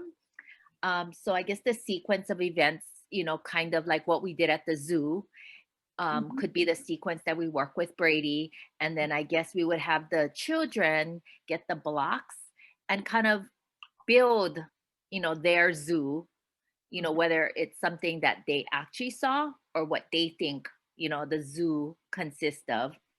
So for the questions, the completion would be, where did we go on the bus last week? And, hopefully they say the zoo. For the recall, what animal do you remember seeing? For the open-ended question, which animal did you like the best?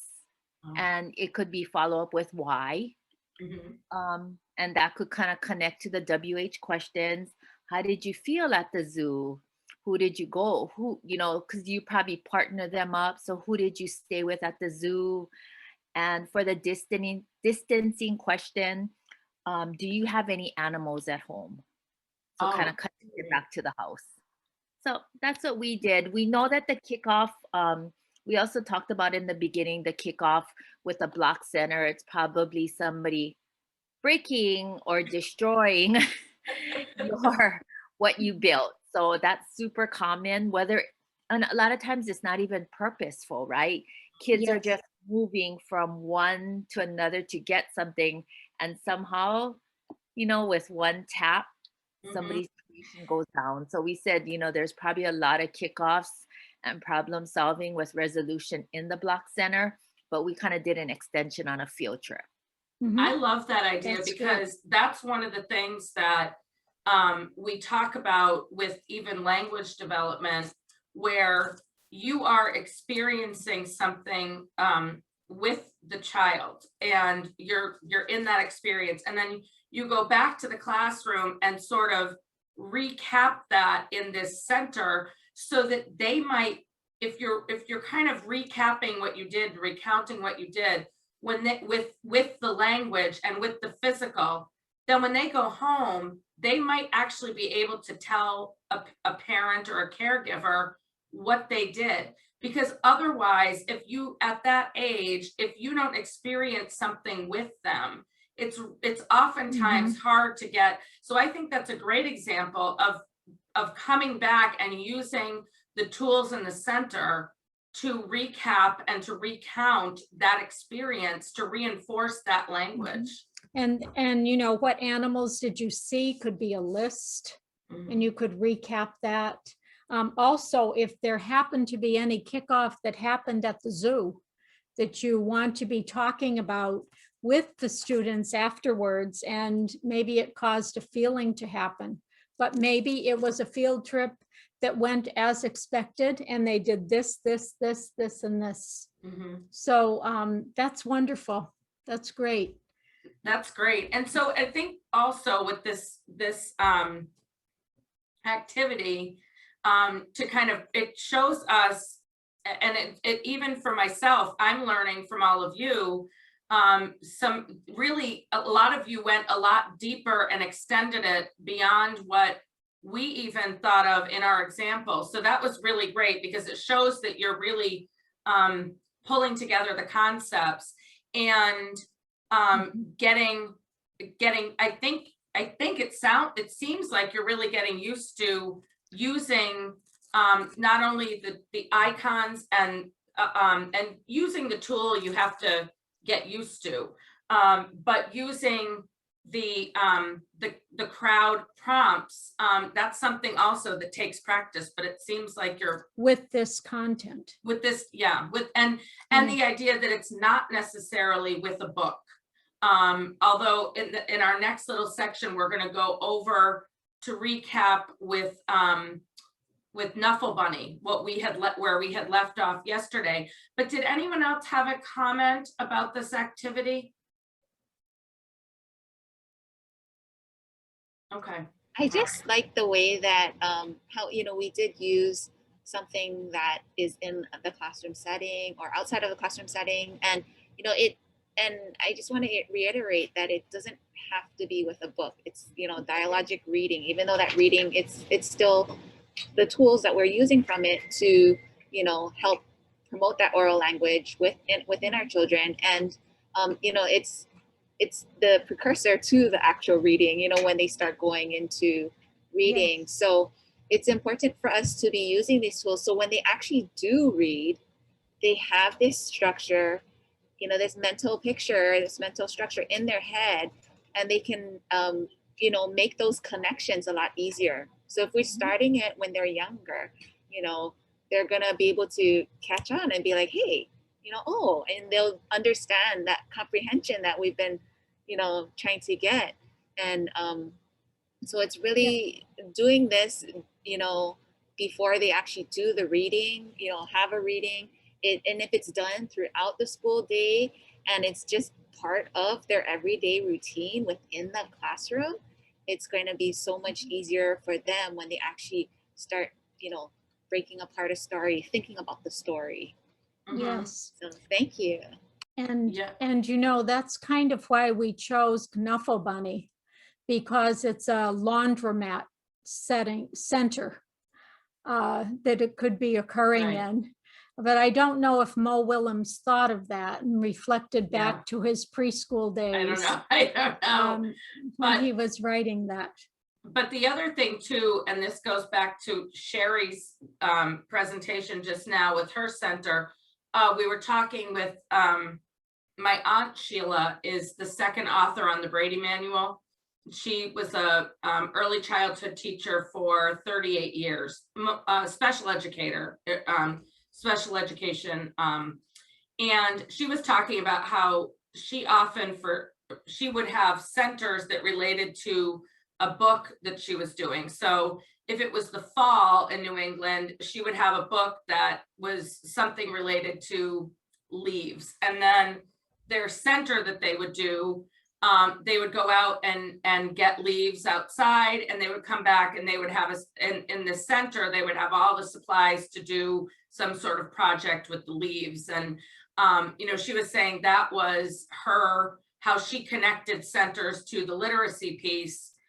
So that's another aspect. And she said because she's taught multiple grade levels, but she said when she got closer to like the kindergarten age group, she started to do that a lot more.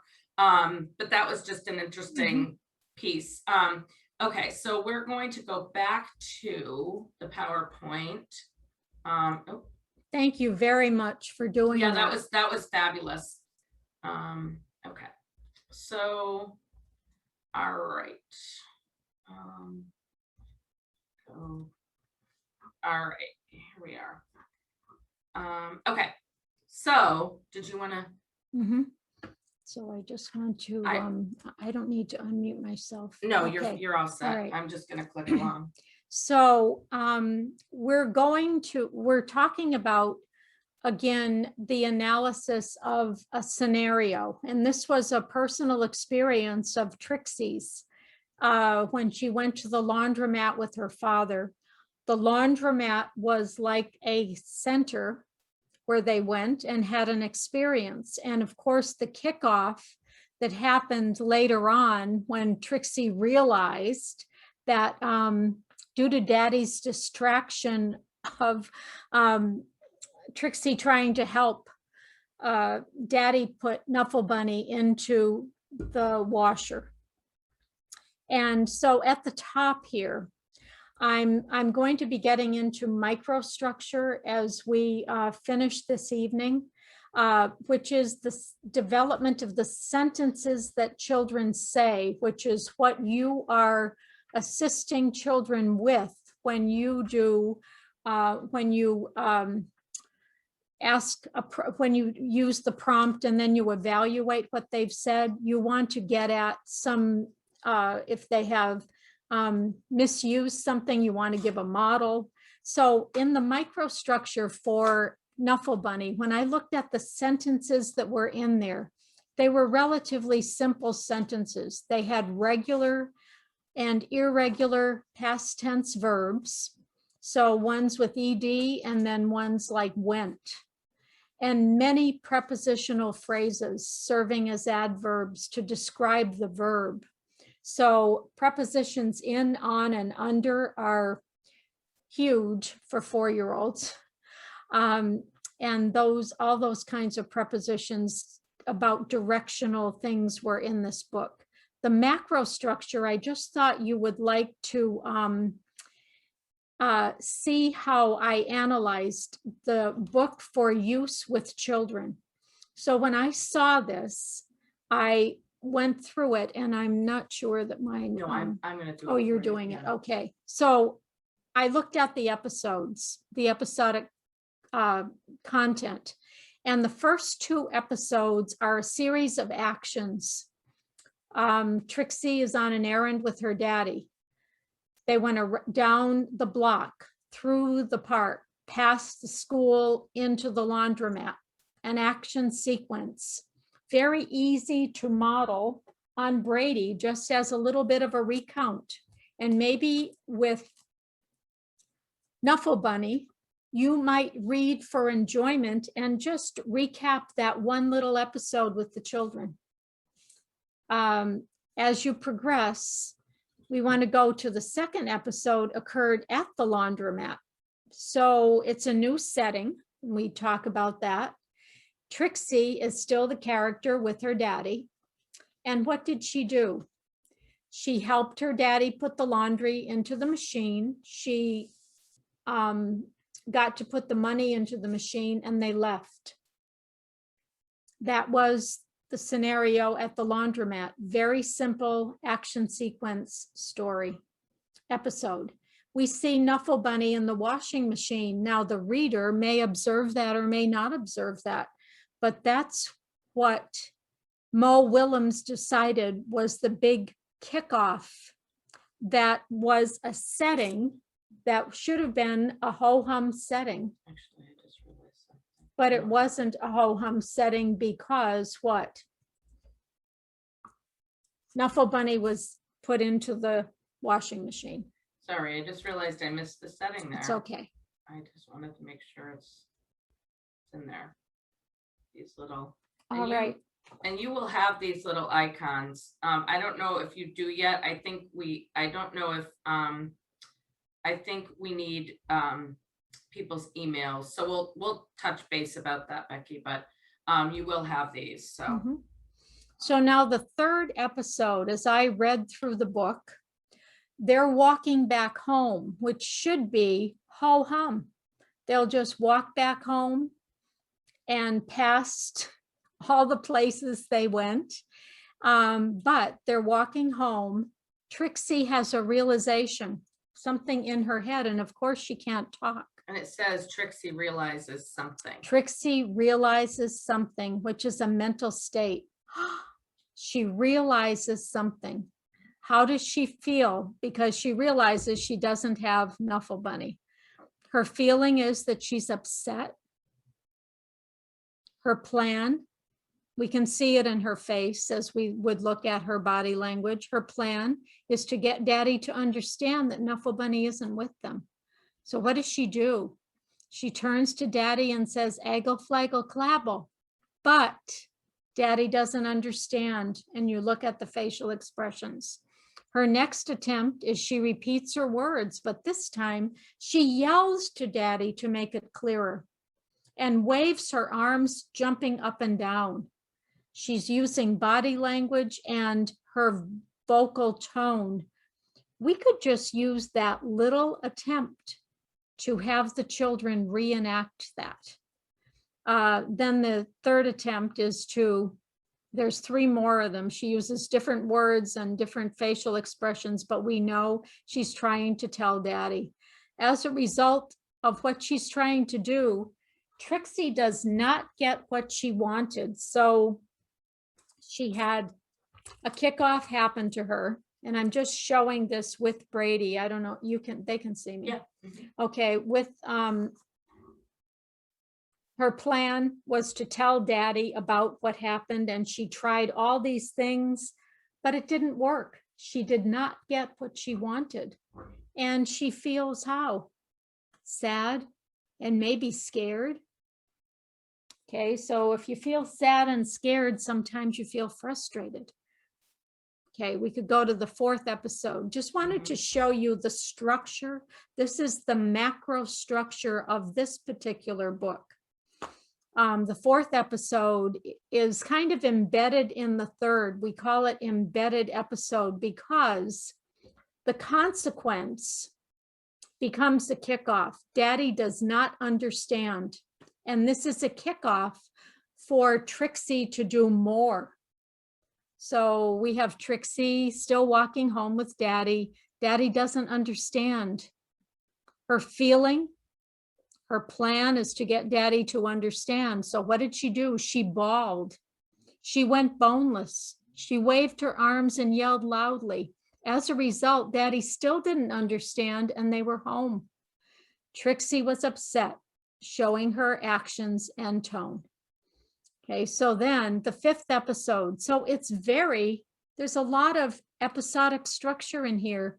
And we're looking at this as adults. Children may see it as a series of actions, but we could take a little part, just a little part. So this is the 5th. Trixie's back at home. The kickoff is what? Mom says, "Where's the Nuffle Bunny?" The feeling, Dad reacts. So does Trixie. Dad infers. The plan is to find Nuffle Bunny. The whole family ran to the laundromat. They looked everywhere, but at first Dad couldn't find it. He continued to look. As a result of looking, Daddy found the bunny, and Trixie said her first word. The family is happy. And that's kind of the end. So there are 5 episodes. 2 of them are very simple, and 3 of them have a complete structure. I just would want to say that if you were reading something like this, you may just want to take that first little bit and do the action sequence of going to the laundromat. And that would be your lesson. You don't have to worry about, a whole lot of things as long as the children enjoy the story. Mhm. So I just wanted to go from the centers in pre-K, because one of them might be a laundromat or doing the laundry, into an author using that same center. Mm. And then we just want to show these because you do have the critical thinking triangle in action in your sets of in your kits. And this is, I think you're really getting the concept of the critical thinking triangle, which is a higher level.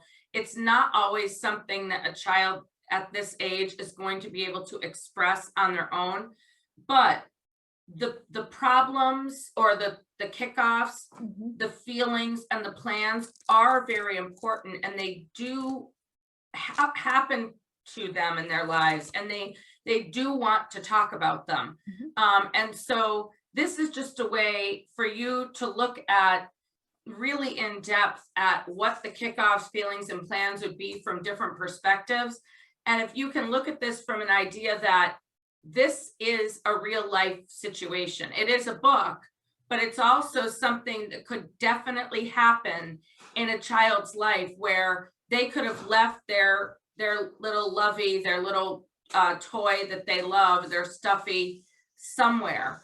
And what would happen in that situation? So this is from Trixie's perspective. Trixie, and this is one of our sentence frames.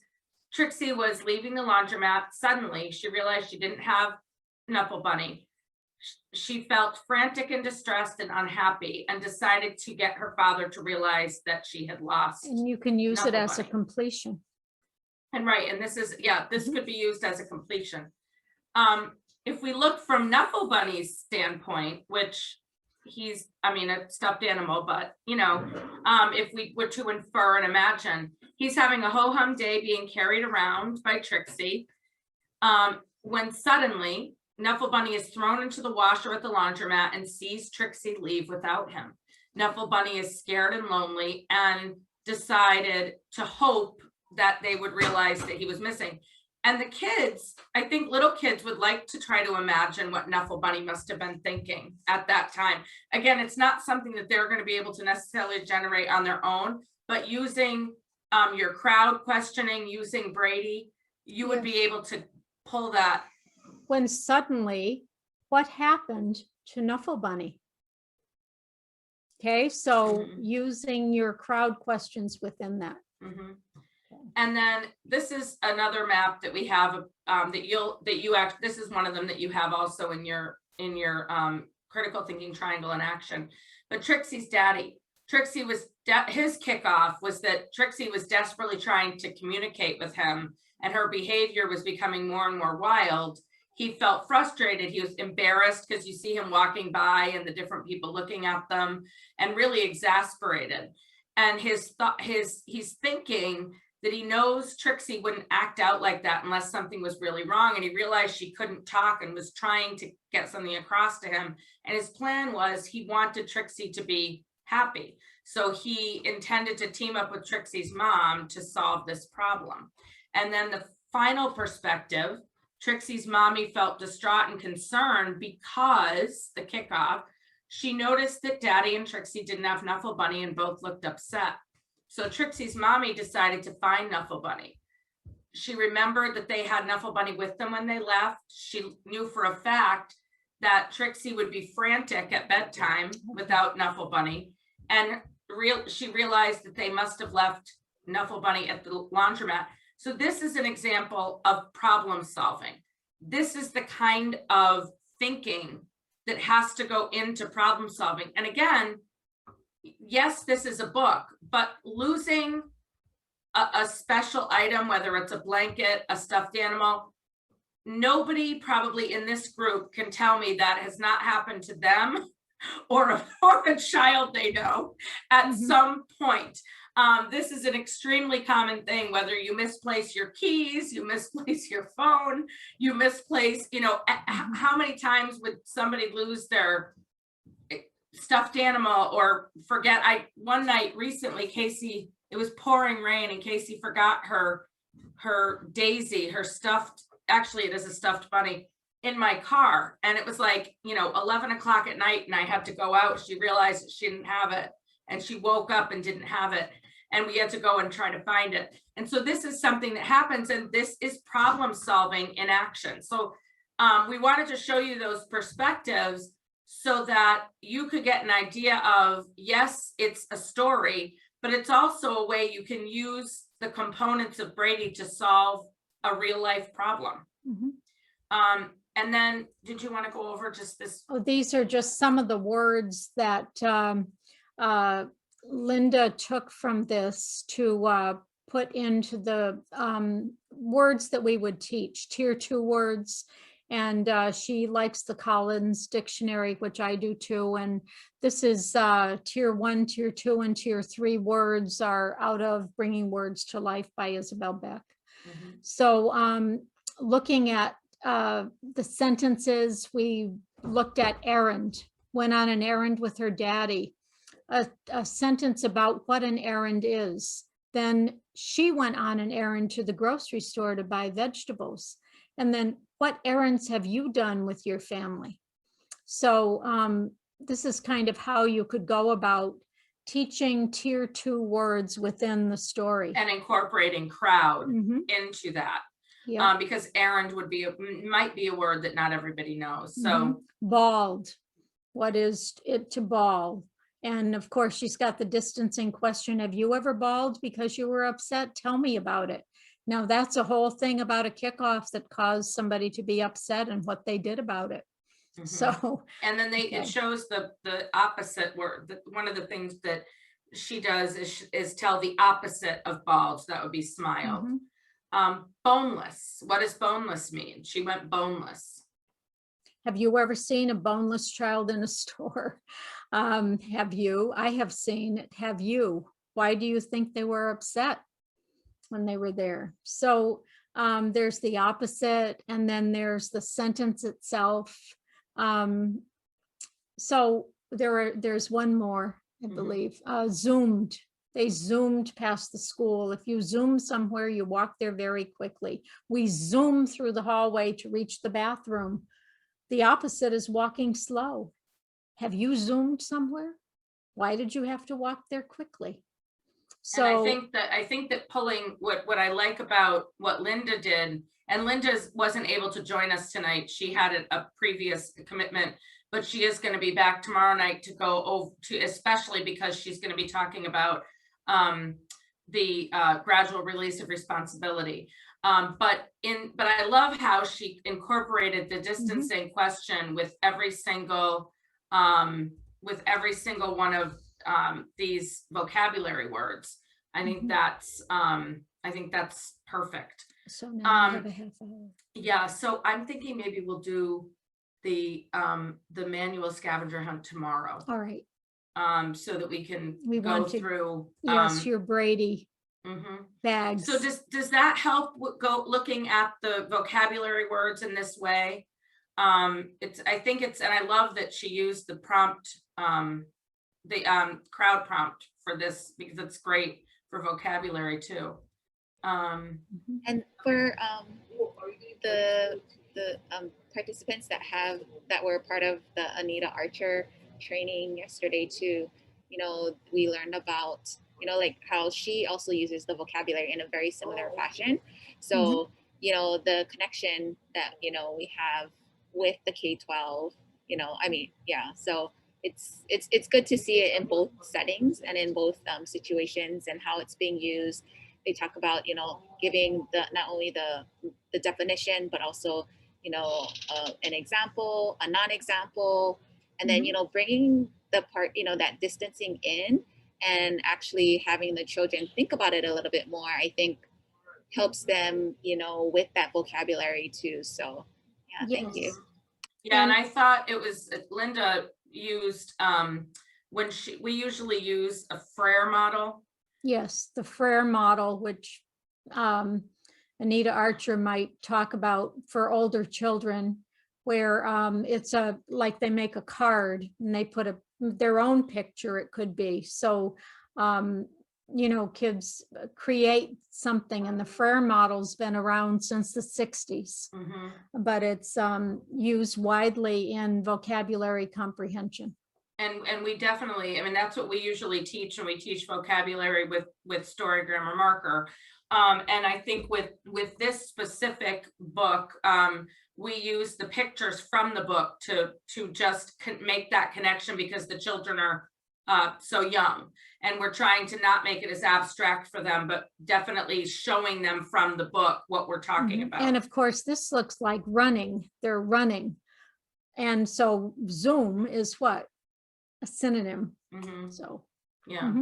So All I right. think we're going to do, we are going to do just the breakout activity tomorrow, because I think we want to get a little bit to the a little bit to the microstructure in this last, and maybe we'll do this one tomorrow too. Yes, we can. Okay. So we wanted to get more into the microstructure a little bit. And then they're Brady, you know. Yeah. Mhm. Okay, so the macrostructure. The macrostructure is the organizational structure of whatever it is. It's your own story. It's a scenario that's going on in front of you, and you see characters and in a setting doing something. What is that? And is there a kickoff going on or not? So it's independent of content. These icons can be used with any content. So that's what story grammar is. It's simply the organization of a story. So when Anita Archer is talking about the simple view of reading, she's talking about decoding times, listening comprehension. So we're comprehending, and we're trying to get kids so that they can express that. All right. And then the microstructure is? Yes, it's the linguistic organization of a story. So it's the sentences that you use to accomplish the macro structure. So when you're talking about a kickoff, there are certain sentences that go along with that kickoff. What glues the story together is the microstructure. It's the child developing sentences. And of course, that's what you're doing. You are looking at the child's sentences or parts of sentences when you're asking those questions that you're asking. And then the focus is they've got to have subjects and predicates, and they've got to develop their sentences over time. And we know that many of the children that we see are like the little boy who was simply looking at the pictures that I showed and picking out vocabulary words. So he was at the level of vocabulary, and we wanted to, or I wanted him to start putting those words into sentences, which is why I was scaffolding like that with him. And this is another place where we have a form, and did I send you, I'm sorry, I can't remember now. Becky, did I send you a form for a checklist? A microstructure checklist? Okay, I'll put it in the chat so you can send it. I meant to do that because when we were talking about peer and in relation to microstructure and talking about it takes a little bit more, it's more intense on the teacher when you're talking about peer with microstructure, because you're evaluating all of these pieces of their sentences and then trying to elaborate and repeating, much like in the beginning of this session when we heard when Jerry would say something and Nora would repeat and elaborate and repeat what he said to reinforce that oral language for him. But that's a lot, it takes a lot for somebody to pay attention. And the reason we have this image here at the bottom, I don't know how many of you had to diagram sentences as a child, but look at that. I mean, that is a huge mental, what would you call it? Like a mental load to try to think about all of those things that go into a sentence and be able to evaluate, elaborate, and repeat based on that. So we wanted to try to give you something to simplify this a little bit and to make this more meaningful. So did you want to just give these examples? These are the elements now of what we call microstructure in the theoretical construct of a story, which is what you are wanting to develop as you're doing your here. So elaborated noun phrases. So in this example, there's a noun, which is fish. The fish is a determiner, the fish. But when we add big, scary, that's an elaborated noun phrase. It's got more than one adjective describing a noun. That would get you a lot of points if you were forming a sentence like that. The verb phrase is the second part of what we're looking at when we're looking at the microstructure, because we have to look at the subject, the verb of sentences, the tense, and the adverb. So the big, scary fish swam slowly. The actions. Okay, so swam would be one of the actions in the action sequence. And how did it swim? Slowly.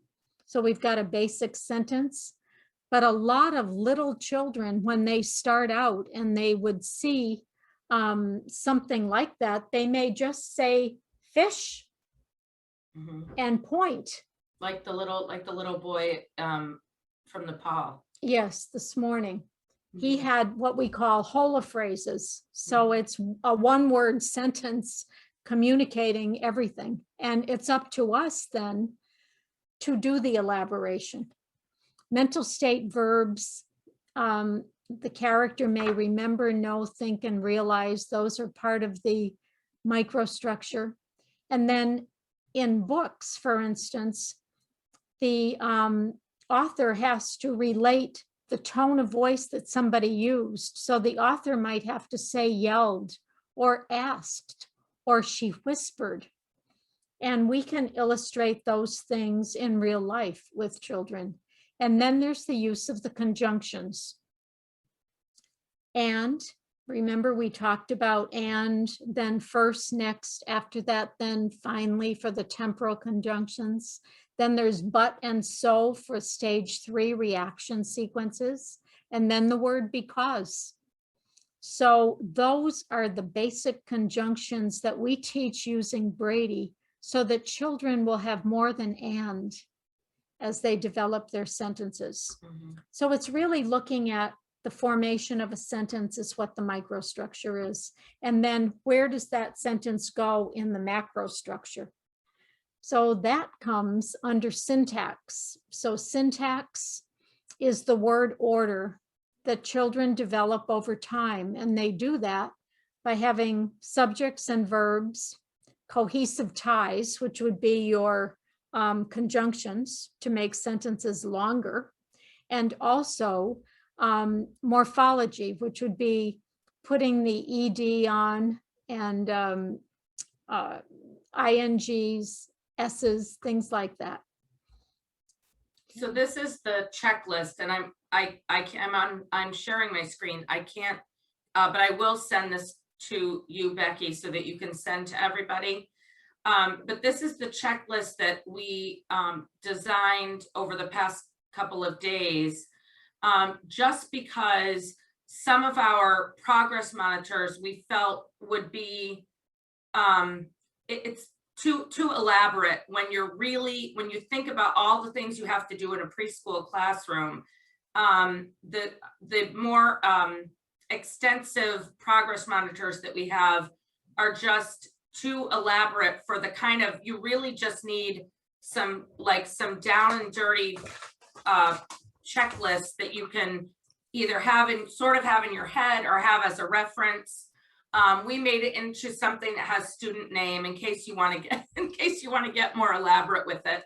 But we thought this would be okay. So you want to go through it, and then. But it's just all I wanted. When you get it, you can look at it. But it's what I just said, and it's broken up into 4 or 5 areas, so that an elaborated noun phrase starts with a noun. I always say I'm glad to get a noun, let alone a noun phrase. So it starts with a noun. Is there a noun or a pronoun that the child says? And then is there some kind of a modifier in front of that? Now you may be hearing that in what the child says when you prompt, when you ask your prompt. You're going to be listening for certain elements of the microstructure to be there. The child might have an adjective, and a great thing is to have 3 words in your elaborated noun phrase. Big yellow cat, for instance, would be great, but just cat is great also. So a wonderfully elaborated noun phrase would be the big yellow cat on the wall. So that develops over years. So in pre-K, we're glad to get nouns and maybe 1 adjective before the noun. And when you hear that, you say to yourself, they're developing their elaborated noun phrase. I might repeat that. So verb phrases develop in the same way. There's a verb present, and then they're marked by some kind of an ending, an ed, an ing. Sometimes, many times, children over-regularize. They say goed instead of went, and that's a natural thing to do. Ly adverbs to she ran quickly, and she ran down the road or toward the pond. And then an adverbial clause would be your most advanced. So here you have a noun and a verb in your noun phrase and verb phrase, which might start with just boy kick, and that's a kernel sentence. So we're looking at elaborating boy and elaborating kick. The conjunctions, those we already talked about, how they go from additive and then to first, next, after that, then, and finally, when you model the action sequence. And then the causal ones, but and so. Remember, the fox was chasing Rosie, but he stepped on the rake. So he continued. All right. And then we have conjunctions connect the elements of the story, the big elements of the story together. And we'll talk about that in the future. And then the mental states, it's just here that children are aware of mental states. They'll say something like, I know, or I think. And then they might say, I think that, or notice another person's mental state. Like, I think the fox wants to do something. So the rest of these are more advanced forms. And I just thought I'd put in the development of questions as well. And at the end, just simple sentences, but questions begin with intonation. That's a cat.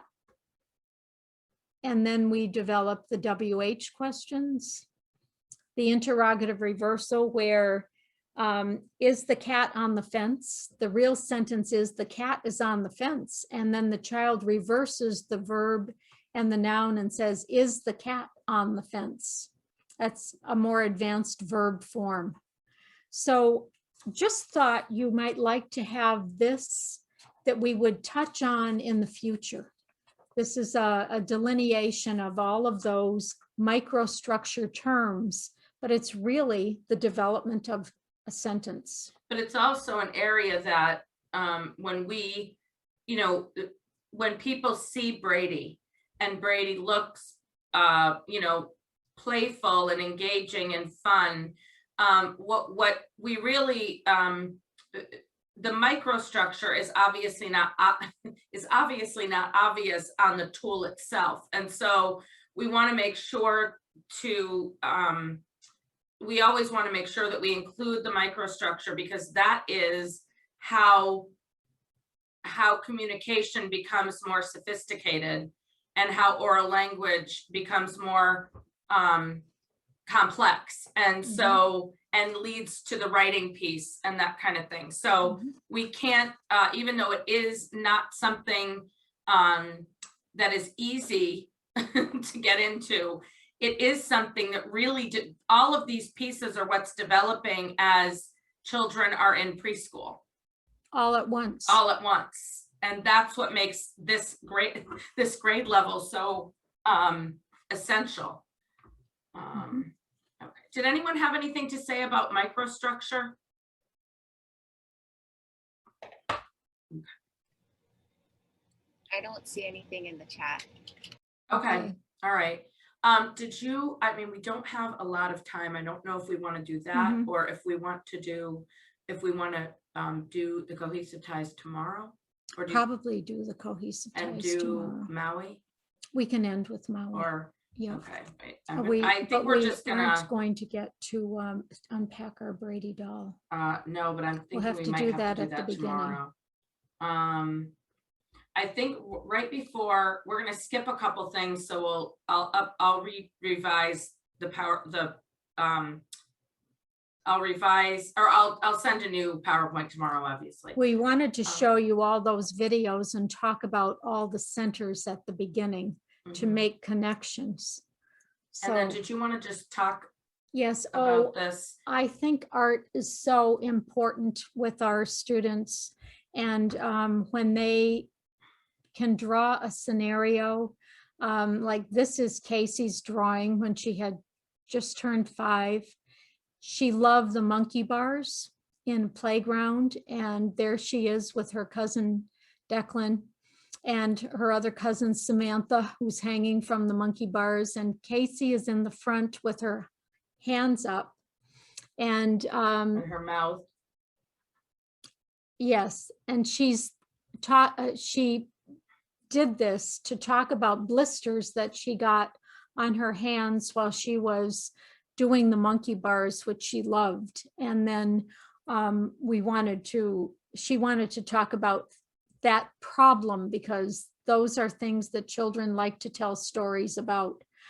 What it was, where she was. So there's just the setting, who she is, where she was, what happened, how she felt, and then what was done about her blisters. What did she want to do? She wanted to get help. So what did we do for her blisters on her hands? And this is a way, you know, we have a lot of forms in the Brady manual to encourage drawing, because that's a way to tell a story as well. And whether it's a personal narrative, whether it's a retelling of a story, whether it's an experience that happened that the child is wanting to retell, and sometimes it's a good idea to draw and then talk about the drawing using Brady. And this is another area where you could have them draw and then use the crowd prompts to ask, to have them to expand and talk about what they drew. Because we have the characters who are in a setting and there's a kickoff here. So I just thought I wanted to show that as another component, that you don't need a book. Can be used with virtually everything that you're doing. And then, okay, so then the last thing, this is a picture of, well, obviously Moana, the Disney movie, and Maui, who was a kind of a fictionalized version of a legendary character of legend, and of history and culture. And that picture at the bottom is more the one that would be used in some of the older literature that tells about the legend of Maui. And that's my daughter Casey, when on our first trip to Hawaii.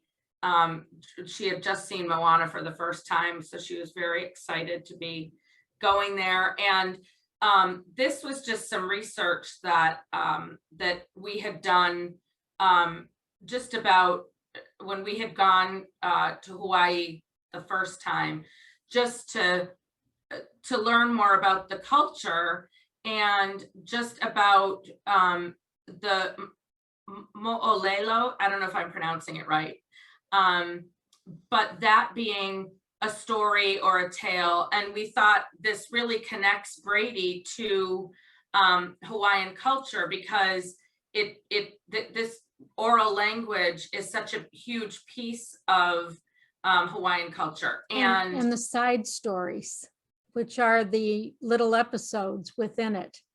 So right, and just and the idea that the settings are extremely important, and the idea that sometimes the characters in this stories aren't even mentioned right away, but it's the actions that are really significant and the reason. So like the resolution of the story, the lesson learned. So it was kind of cool to see how Brady and how storytelling really connects with, and so especially in your location where you are, and in keeping with history and culture, you know, storytelling is huge. And so one of the, we actually looked at a book, this Maui Hooks the Islands, and we'll just end with this today, just to show you how to use, or using Brady. And it doesn't have to be the book, but it could just be the story of Maui that somebody could tell orally and retell using Brady. So, oh shoot, you know what I just realized? I don't have it on there. I'm sorry. Hold on a second. Wait a minute. I had just the slides up for some reason. Sorry about that. Okay. Can you, I have to reshare. Sorry about that. I just had I had the wrong presentation up there for a second. I had the handout. Okay. All right. Okay. Can you see it enough, or do you want me to? No, you can, oh, you better look at it. On a small island in the middle of the ocean, there lived a young boy with a magic fish hook. His name was Maui. He would gaze across the ocean and see only the rolling waves. His island was beautiful, but lonely. If only there were more islands nearby, more jagged cliffs that kissed the clouds, more streams that wound their way to the ocean, more smiling bays. Maui believed that more islands lay sleeping at the bottom of that wide, shining sea, so he grabbed his magic fish hook to wake them up. Maui cast his magic hook into the water. It sank to the bottom of the ocean. He soon felt a sharp tug on his line, and he pulled with all of his strength. Maui felt the earth groan and heard the sea boil and hiss. He pulled harder, even though his arms ached and he thought he would give up. At last, he could see the first sharp cliffs rise out of the sea. The mountains climbed into the sky until Maui's fishing line suddenly snapped and the earth stood still. Maui saw his new islands dotting the ocean like stars in the sky. They were more beautiful than he hoped. Now, Maui, the young boy, lived on one of many small islands in the middle of the ocean and was happy at last. So this is a Brady version, Maui, and Mary Ellen is going to just show on Brady. It as we were going a young boy with a magic fish hook is on a small island in the middle of the ocean surrounded by rolling waves. And the kickoff was a thought, if only there were islands nearby, because his feeling was that he was lonely. He believed, and it says right in there in the book, he believed that more islands lay sleeping at the bottom of the shiny sea. He wanted to wake the islands up. That was his plan. He grabbed his magic fish hook and cast it into the water. He felt a tug on the line and pulled with all his strength. He pulled harder even when he thought he would give up. He saw the sharp cliffs rise from the sea. The mountains climbed into the sky until the fishing line snapped and the earth stood still. The direct consequence was that he saw beautiful islands dotting the ocean like stars in the sky, and Maui was happy at last. So that is a way of, so even if you didn't have, oh, this was just if you were to retell it as a paragraph, that would be where, so this would be getting to the next level. But hold on a second, I'm just gonna go back to this. Even if you were telling this, not even using a book, but just talking about a legend, or a myth, or some form of history, It can be easily done. it can be easily done. And what we liked about this when we did our, we have a blog about it. If you go on our website, we related the actual story of Maui hooking the islands to the song "You're Welcome" that Maui in Moana in the Disney version sings. And it's really cool to see how much of real legend and myth and history of geographical geography of the islands that Disney used to create to create these songs. So that was really interesting to kind of look at and compare. And of course the kids love Disney. But anyway, so this is, oh, I didn't send the microstructure. Let me do that before we end. Does anyone have any questions? Tomorrow we're going to begin with the Braidys. Yes, tomorrow we'll begin with Brady. We'll Okay. begin with the Braidys, and let me get this. Because I'm wanting you to get it, feel what it is to use it. So we'll start with that tomorrow, but we wanted to spend more time today on showing those videos and talking about the centers and talking about how you don't have to use a book, but you can just use life. And I think you did a wonderful job when you all broke out into your sessions and shared your chosen center. So Sheila, I can send it to them after. Oh, okay. I have an actual, like a resource thing. So once I get it from you, then I'll put it in there, a folder. It's a shared folder for them. Yeah, I'm looking for the link and I'm not finding it, so I'll forward it to you after this. Okay. But in the chat, there weren't any questions, but I think, you know, the videos really help bring it together and help us, you know, understand it better. And especially when we did, you know, the different centers, we could hear everybody's sharing and then see how the real life application within the classroom setting. So thank you so very much.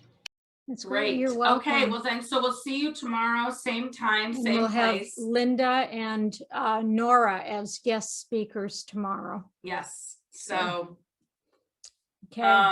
yes, so we'll see you. Thank you so much. If you have any questions in the meantime, let Becky know and she can relay those to us, and have a good rest of your day and evening.